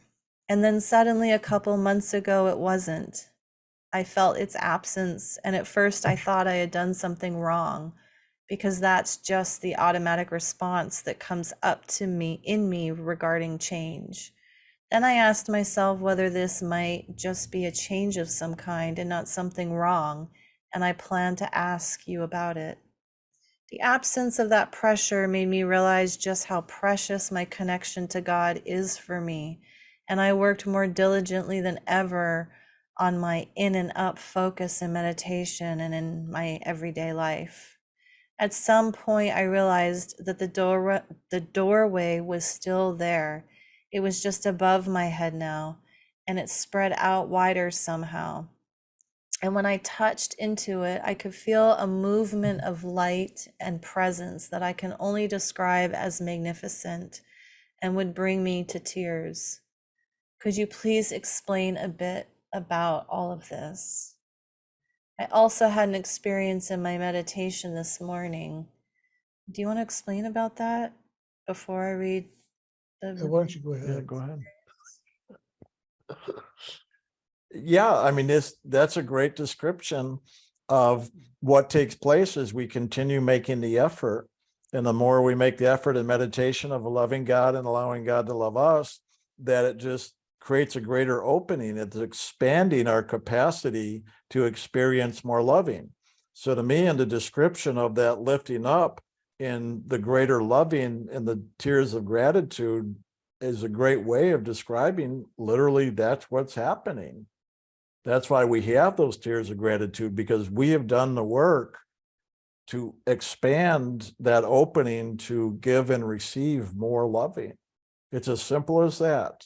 And your awareness of that is your example now for your inner knowing that what you're doing is working and producing the desired result. For sure. Did I miss anything, or is that? No, that's very Okay. clear. That's very good. I also had an experience in my meditation this morning that I'm sorry, I'm going to interrupt. One Please. last thing I want to say, that is a really good example of don't worry, no matter what anybody go. This is for everybody, I'm saying, not just for this person. This is a good example of what the person did, that when something changed, that even if you get worried or go through whatever you're questioning, did spirit leave? Did I miss something? I'm going the wrong direction. You just keep going, making the effort. That's all we have to do. And it gets handled, right or wrong, on track, off track. It won't even matter. If you just keep making the effort and taking the actions, it's always going to lead to the result like this person described. Always. That's all we have to do. So instead of asking, am I on track, off track, right or wrong, and all the judgments we place on ourselves, blah, blah, blah, drop all that. Everybody over dramatizes, everybody, when we get self-centered and focused on what we're doing wrong, rather than just say, let me just keep doing the meditation and doing the LAF. That's what's going to answer everything around concern, stress, struggle, judgment, fears. That's what's going to answer it anyway. In truth, we don't even need to do Q&A. If you just understand what I just said, no matter what happens in your inner experience, in your life, anything, you just keep doing the meditation and making the effort. It's going to take care of all of it, literally. Put big exclamation points and quotes around that one. Done. I guess we're done with Q&A now. Thank you. It's been a great day. That's the answer for all the rest of the questions. But go ahead. Now we can go ahead and answer more of the details to help bring greater clarity, understanding, wisdom, and truth. That's my acronym. I know when Jim shared that, and he says it a lot now, the 4 levels of the soul realm: clarity, understanding, wisdom, and truth, CUWT. That's cute. That's how I remember that now. Cute. All right. Thank you, Kelsey. Go ahead. Sure. All right. So I also had an experience in my meditation this morning that I wanted to ask about. I was in a strange city I'd never been before for work. I was going to the airport to depart, and because I was unfamiliar with the place, I was following a large black work car. The car stopped at a small shop, and I decided to not stop, but to go directly to the airport instead. As I looked down, I could see the airport was surrounded by shops and entertainment, catering to tourists that spread out around the perimeter of the airport. When I got there, I started walking to my gate. I could feel a hum of energy, probably lots of comings and goings, but I didn't see many people going in my direction. Then a man with a small Shih Tzu dog on a leash and a young boy came up from behind me. The man led his dog and child around so they were in front of me. I leaned down and petted the fluffy, jumpy white dog, and then exchanged some lovely words with the young boy. We finished with fist bumps, and the man then nodded to me, and I continued on my way to my gate. There was no one else there, and the place looked rather old-fashioned. It was completely open to the outdoors, but also comfortable. I sat on a comfortable old couch, and Kelsey came up and sat in a chair on my left and started to read something. Then Brian brought a chair over and sat next to me on my right, and we started chatting. He teased me about something in the most recent counseling class, and I laughed and we bantered. It was a very joyful experience. Then I noticed that roots of plants were growing out of his lips and teeth, and I wanted to ask him about them. But then I got called out of meditation to come to today's class. Do you have any guidance for me about this airport experience? Thank you all so very much. I am so filled with gratitude. Your loving initiate. Sounds like the airport's in Hawaii. Literally. And there's no subconscious programming, with the picture and our shirts, and Kelsey even saying she was in Hawaii. So that to me is a dream. Letting you know the path to sun and light is definitely the road less traveled, because there's very few at any time on this journey of soul liberation. So to me, the airport and going where, most other people are not going, but very, very, very few, is letting you know that's the flight you're taking. That's why going there, nobody really there but the man and the child in that way. And to me, they're also even reflections of even parts of self with the, like the higher self, conscious self, basic self, even the child and the dog, even the white dog. It's to me showing you the spiritual action of the inner child and the animal nature being spiritualized, with the white dog representing that, and the man can be the older wisdom of like the higher self, or even the spiritual teacher, just kind of coming up and kind of going before you in the right way. It's all kind of symbolic of you're on track, and it's handling the different me, myself, and I that we talk about that we're doing, through the LAF and all, as we're moving into soul liberation. And if anything, just showing Kelsey, because of all the LAF work she's doing, and with me in there, it's just showing you that the work you've been doing through all the classes with us is really assisted in that inner transformation, in order to move to that place of soul liberation where the plane will take you. And that airport is just that ways and means, obviously, by which that's taking place. And to me, that's what the symbolism of the airport, the few people, Kelsey and I there, and the whatever growing out of my mouth, just to me is also symbolizing more of the growth that has taken place inside of you through all the inner work that you've done. And that's just being represented in a reflective process with the spiritual teacher to show you the growth that is springing forward from the soul and all the inner work that's been being done. Anything you'd add? No, that's beautiful. That's great. Cool. Nice. Anything you'd add, Kelsey? Yeah, I think me reading was spirit showing the studying, the self-study through the LAF that this person's been doing. So it's also where the growth was coming out of your form, the self-study with the LAF was being represented. So good job. Yes. Awesome. Thank you. Thank you. Very much so. That's a really good dream experience, demonstrating how the inner symbolism of all this really works. Yeah. Okay, next one. Hey everyone. So lovely to see you all again and be back in class. There was so much in the sharings tonight that has just left me in tears and relieved, to be honest, that God has got me no matter what I'm facing or going through, and no matter how disturbed it has me feeling. Thank you for that beautiful reminder. Amen. Brian, can Brian hear me? Yeah.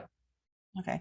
Brian, you mentioned an email, and I think it may be this. So sending it in now as I sent it to you. If it's not this, well, tough. Not much I can do now. What does it mean to be sexually intimate on the inner with your closest friend and spiritual teacher? Sort of. There were no physical bodies, but I was very aware of who and what we were doing. You both appeared as balls of light, you purple, her pink. I was orange and had to be completely submissive to the feminine aspect, which I was with my friend. Then wait for your approval because you were taking notes. Now it wasn't funny on the inner, it was very intimate on all levels, and there was complete trust with you both. But the fact that you were taking notes for the book you were writing was hilarious, and I thought about it journaling. The book was the Inner Spiritual Karma Sutra. She's got a ton of laughing emojis, which, by the way, I think would be an awesome book, just saying. That would be. Any feedback on that? The meditation experience, I mean. Thank you so much. In loving. Well, yes, thank you. You are the person, and this was the main one I was referring to. So I appreciate that. There were actually a couple, but this was like the main one. So that's nice. Would you like to share first? No, go ahead, please. Really? Mhm. Okay. Well, give me just a second. I mean, there's a lot to say there actually in a lot of different ways. So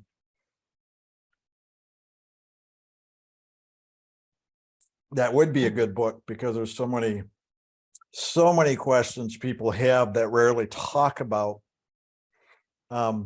especially around sex in the physical, let alone all the inner levels and all, especially when you're dealing with the journey of the soul, to say the least. So I'm gonna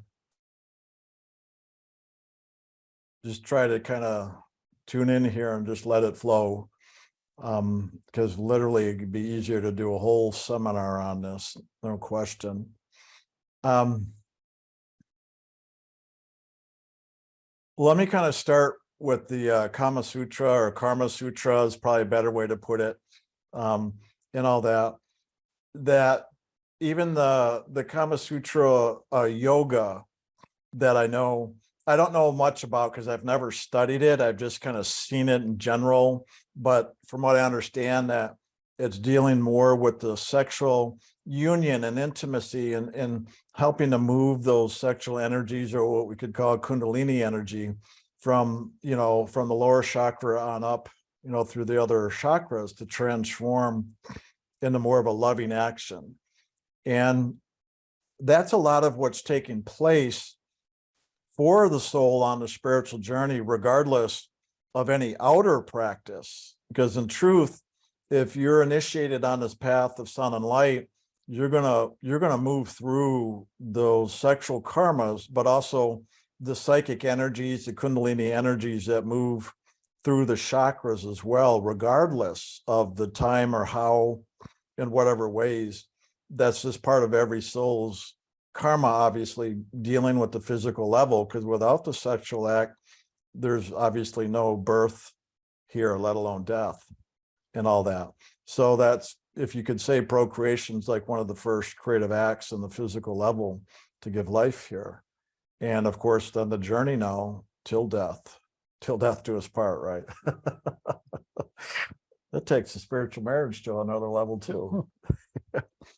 So first of all, I want to say, I'm going to describe this definitely more for the inner, but to also realize some of the outer symbolism and all that. So these inner experiences deal obviously with more of the psychic level as we're going through the transformation from the physical to the spiritual. So symbolically, to me, when we're dealing and talking about the Kama Sutra type of yoga, well, yoga itself is about union, okay?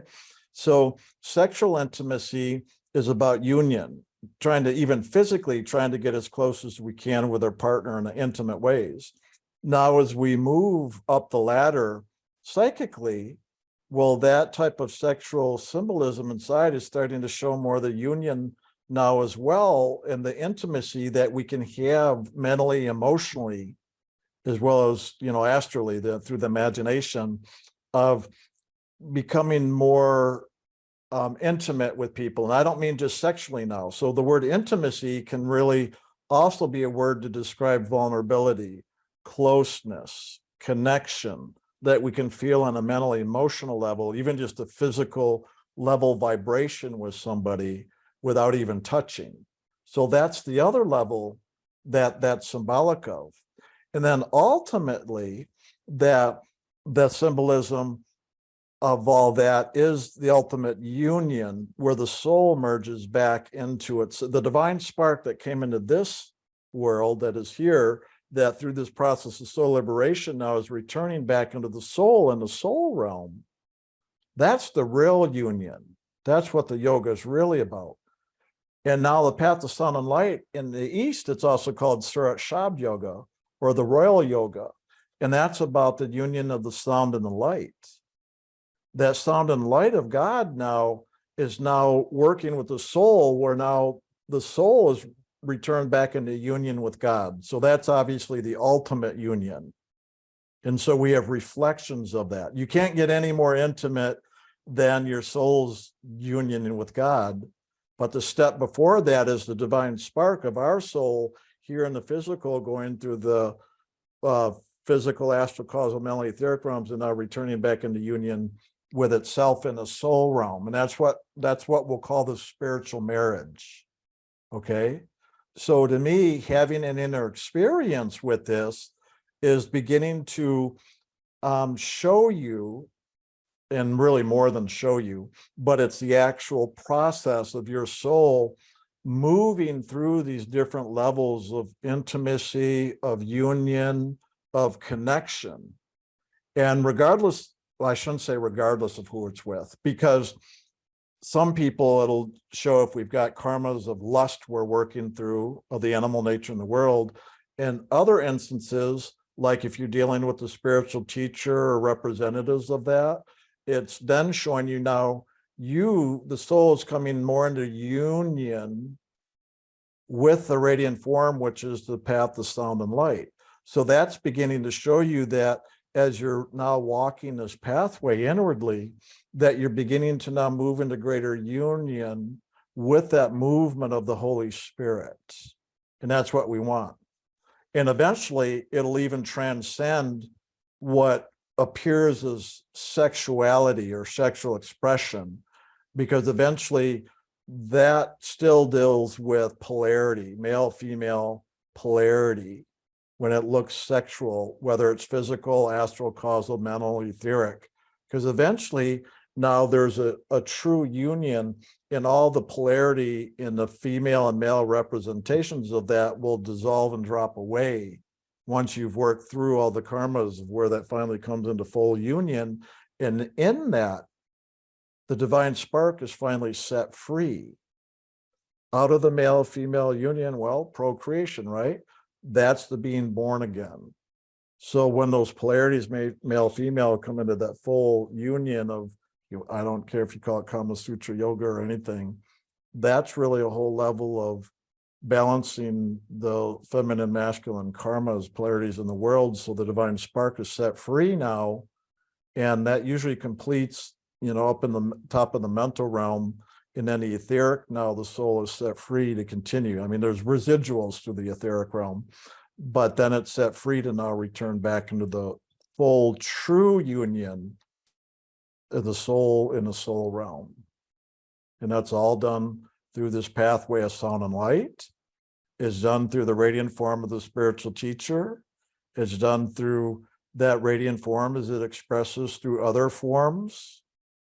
And it's done regardless whether you see any form or not, because that essence of spirit is working with you to move into this union, to bring you home. And so that sexual intimacy is about that.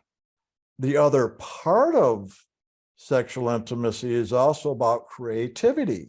So there's two parts. There's about union, and now out of the union, just as I said, as they come together in procreation and being born again of spirit, not only is there that part of the liberation and freedom of the soul, but now there's also now the action of creativity. So that's the other part of this, that as the male and female polarities now in this creation start to procreate, they can also be now symbolic of the creative action of the soul. As you've heard Jim over the years say, the soul is loving and creative, made in the likeness of God, loving and creative. So when we see it as male and female polarity, that is showing now the soul's loving creativity expressing in the realm of duality through male and female polarity. that is simply just a lower reflection of the soul's creativity spiritually, just reflecting now into duality. Is that, and that's why we're here, by the way. The soul is learning to be a co-creator with God. So in this land of polarity, male, female, we're learning to be co-creators. We're learning about our creativity. Jim, I think, actually mentioned it just a little while ago. Mhm. We're learning about our creativity here. And so through the polarities is where we're going to learn about that.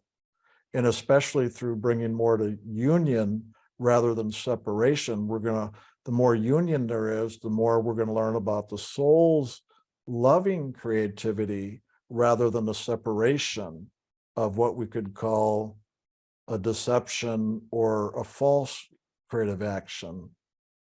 That would be more of that, the Lucifer part. I don't know quite what word to share here. So I'm going to pause a sec and see if Jim would like to share anything here now.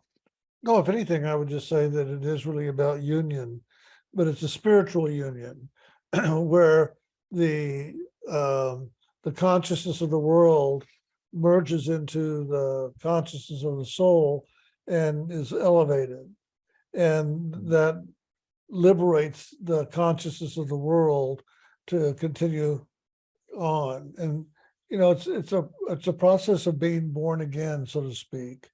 That we have to be born again into the spirit.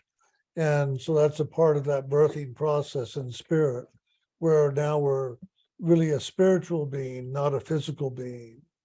And we're really on the pathway of liberation. And to me, that's what this whole dream is about. Is it's not about yoga, it's more about the whole action of liberation.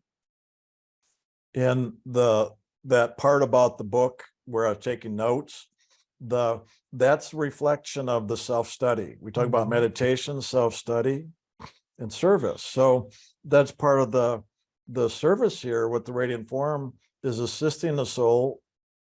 What is notes? Notes are to help study, to learn about.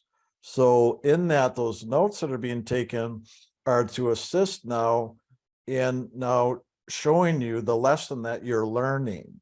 This is the self-study part where you get to learn about yourself and about your creativity, your loving, as well as the karmic lessons. Okay, so to me, that's a wonderful symbolism of now in that, through your experience, what you, the soul, are learning here. And that's, again, the self-study part.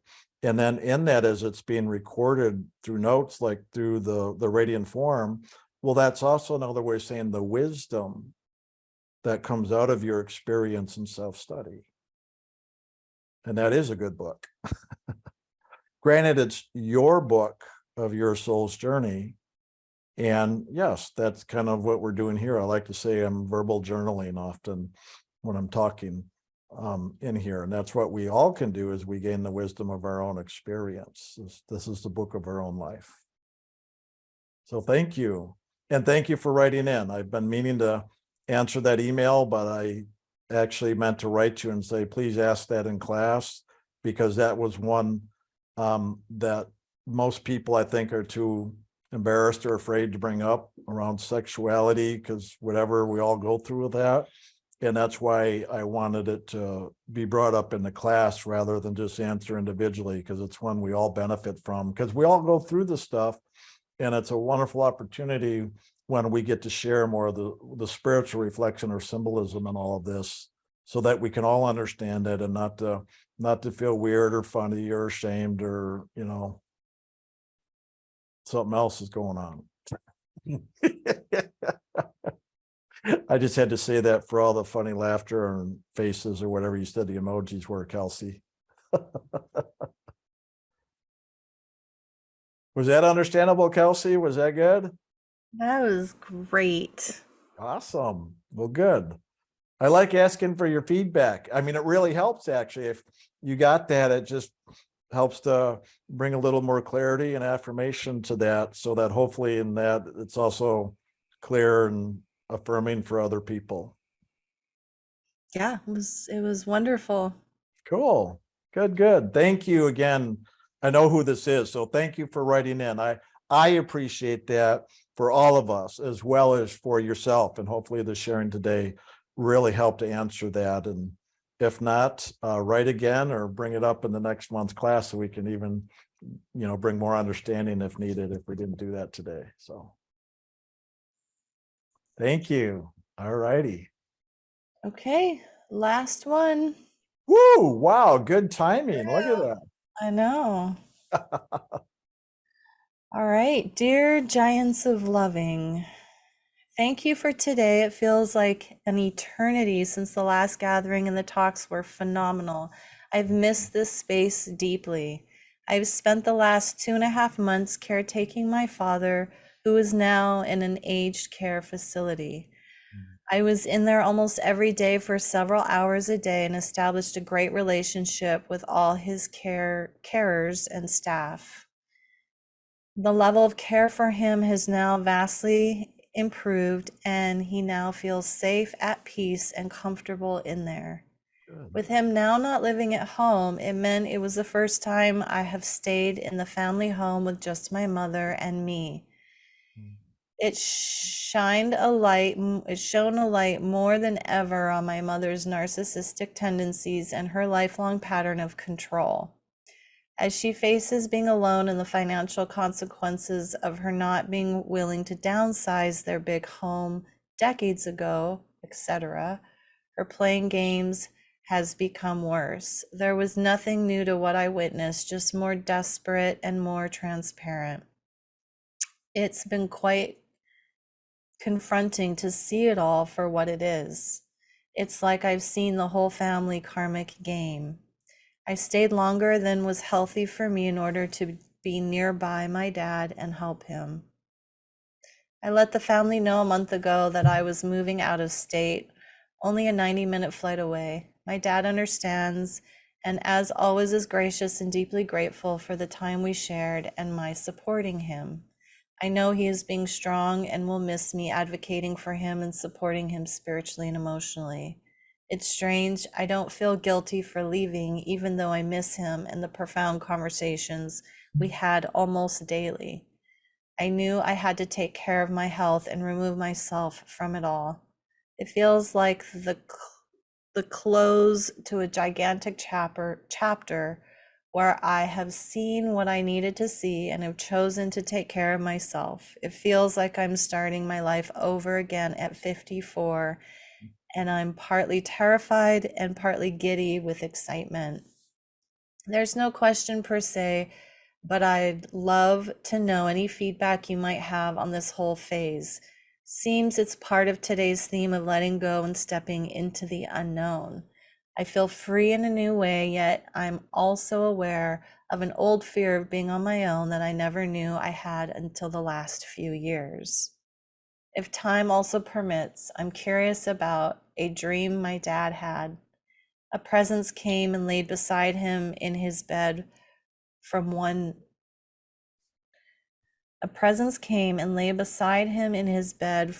night. He said it wasn't scary and it also wasn't comforting.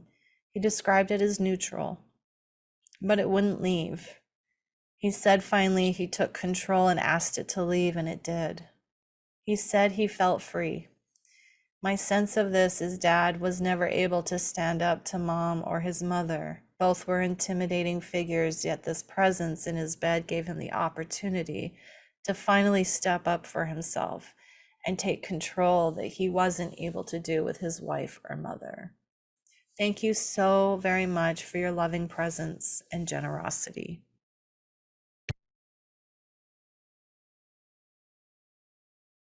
Why don't you start with this one?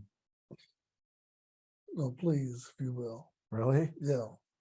Well, first of all, good for you. It's actually a really nice sharing. I love it when somebody really takes the action steps to take care of themselves. But in doing those action steps and taking care of oneself, you're actually helping to take care of others at the same time. That to me is when I know somebody's really on track. because too many times we can take action steps that we think is taking care of ourselves, but sometimes when it's against others or not being sensitive to the current surroundings and other people and our connections, that's not always taking care of ourselves. But each situation is different, so that I don't want to make anything I'm saying right now sound like, well, this is a general blanket statement that's true for anything, because it's not. Some things are conditions where we just need to remove ourselves because that's the best thing regardless of others. And some things, removing ourselves, but in a certain way, helps others. And to me, that's what I hear here. And other times it's called stay there and dig deeper into whatever's going on to take care of ourselves. It's just depending on where we're at in any situations in the fulfillment of our lessons. So one, I just want to acknowledge that I really feel that awareness of self-care here in a wonderful way. So good for you in that, because at some point you realize not only to take care of yourself in this way for your own well-being, but in so doing, how it actually is supporting others, so that we also give a space so that people can really do what they need to do for themselves. Because sometimes we don't realize we can actually get in the way of trying to be helpful, that we can actually get in the way of people needing to do what they need to do for themselves, whether that's physically or mentally, emotionally, all of it. Okay. So that's what I hear in this sharing, that it's giving that space for a really good balance for each individual to have their own opportunity for whatever lessons they need to fulfill for themselves with all the situations. So that's nice to hear, for even for the mother, because lessons are going to come however they need to come. And that's all okay. We're going to fulfill our karmas one way or another, whether physically we've got to live through certain things, mentally, emotionally, what we have to live through, all of it. And if we're really living in that greater movement of grace, because we're really doing the inner work and the meditation, allow the grace, it can definitely make it easier. And whatever we walk through, it will be easier, even in harsh conditions that may seem harsh. That could be a lot worse if we're not doing the inner work, believe me. So that's nice to hear. And I get the level of compassion and caring there. That's really just really nice. I really can feel that the gentleness in all of this, in the sharing. And truly what you shared, it's really wonderful to hear that you're willing to take that action step, knowing this is a big transition. I mean, this obviously can be the beginning of a real completion with your dad, to say the least, in all of this. But it's wonderful to hear that obviously in whatever conversations you've had with him, it's helped him to start looking at for himself in his own journey. So that's really cool there, because that's not always the case. So good for you on that too, to have those conversations where your dad even is sharing with you about his own growth and transformation, and in handling the things inside of himself that he wasn't able to do, and that he's even having inner experiences to help himself realize that he's really working through that now, and taking those steps to, like you just shared, to stand up and take care of himself in a way that he wasn't able or wasn't willing, to do previously. And that's a wonderful action of self-empowerment, but also wrapping up, beginning to complete those things we need to do to fulfill whatever any lifetime the lessons we came in to learn. And sometimes those lessons aren't fully completed till literally even when we're on our deathbed. And I'm not saying he's on his deathbed by any means. This may be the beginning of a many-year process. I mean, that literally could be that. I don't know in that situation, but just hearing what you shared, it's definitely a good one for him as well as you in this process as well.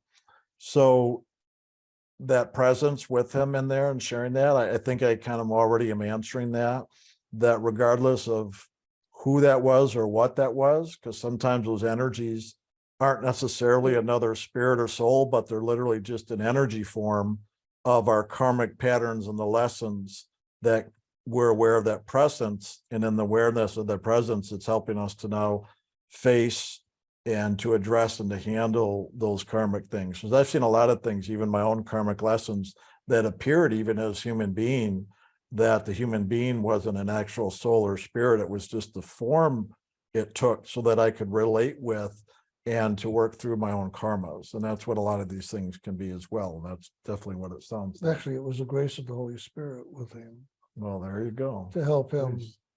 That was the grace of the Holy Spirit to help him to move forward and begin to gain freedom from his entrapments that he's been caught in all his life. So if anything, because you're an initiate, the grace is always extended out to our family members. It's up to them if they respond to it or not. And he did. He was sensitive enough to know that something was there, and he took action, took care of himself for a change. And so that's the beginning of him changing these karmic patterns. And it means that the karma with his wife is dwindling now. And the separation will be the best thing for him to allow that to happen. Really is.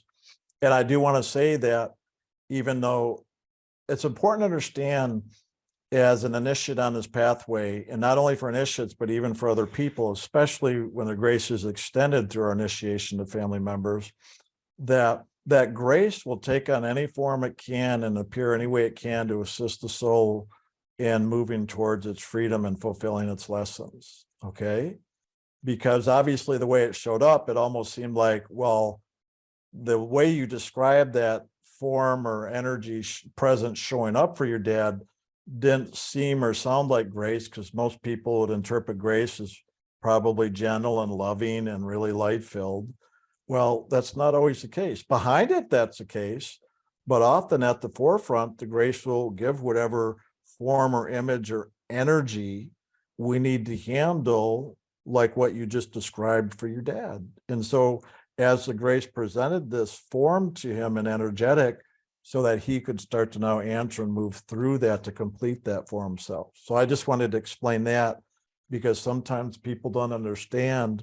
I've tried to share it in the past when I've shared my story about when I woke up and realized I'd been sitting in the hand of God, but I didn't realize the previous years when I had all these horrific, negative, scary experiences that I interpreted as really negative in Lucifer's domain, not realizing it was God bringing me through it all. So I learned grace itself is going to bring me through. God, literally the hand of God's going to bring me through even all these really horrific negative experiences, because that's what God wanted and had for my soul to move through. Well, really out of my creations, but also with God's assistance to move through, to fulfill the lessons and to clear the fears, karmas, and everything in it. And so we need to be open, especially as initiates, to grace can work in all these different ways, and not to judge the process, because we really don't understand how God works until usually we're on the other end of it and have merged back into God and now understand that. I only understand it after the fact and God waking me up, but in that process beforehand, oh my God, I had no idea. I thought I was possessed by something negative for a while, when here I was sitting in the hand of God, and God was bringing me through all the karmas, even the really worst situations, so that I could get free of them. So thank you for sharing. That's a nice one. That's a good one. Okay. Yeah, that's great. All right. We good, Kelsey? We're good. Excellent. Wow. We Wow, covered a lot today. yeah, there's a lot today, and we finished pretty close to our approximate ending time. Yeah. Well, thank you all very much for writing in like that. That was just wonderful. I mean, very revealing all the way through, and unique each one. So I really appreciate that. Amen. What a nice start to the year. The first live stream of the year is a class like this. So I'll have to admit it. Last week confession counseling was pretty wonderful, but That was great. today was just fantastic. I'm still in awe of Jim's sharing. Mine was okay, but yours was awesome, man. Yours was great. I shouldn't even call it mine or yours, but yet it is at the same time. I It's know the loving sharing. through So- us. So thank you. This is another great example of why I love doing this. I just love being in this flow and in the experience with spirit and all of us together. And I hope everybody realizes it's all of our input that really makes a difference. Not Yeah. just Jim and myself, but literally all of us together that makes the fullness of it all. So we all get the benefit of it all. And what you all share is very rich. I mean, it's wonderful. It's really wonderful experiences, great information, and the symbolism as it's explained really reveals a great deal. There's a lot today. It'd be great Yeah. listening to all the talks and the Q&A as well as just doing that meditation again. I Yeah, enjoyed all of it that would be really great. fully today. So thank you. Any nice parting words on your part, Kelsey, before we finish? Just feeling so full. Just this was amazing. Thank you everybody for holding that one pointed focus. Clearly you all did, because wow, this class was so potent with spirit and the loving, and just like you said, it's a collective movement of consciousness. And so I'm just so happy and grateful to partake with all of you. So thank you.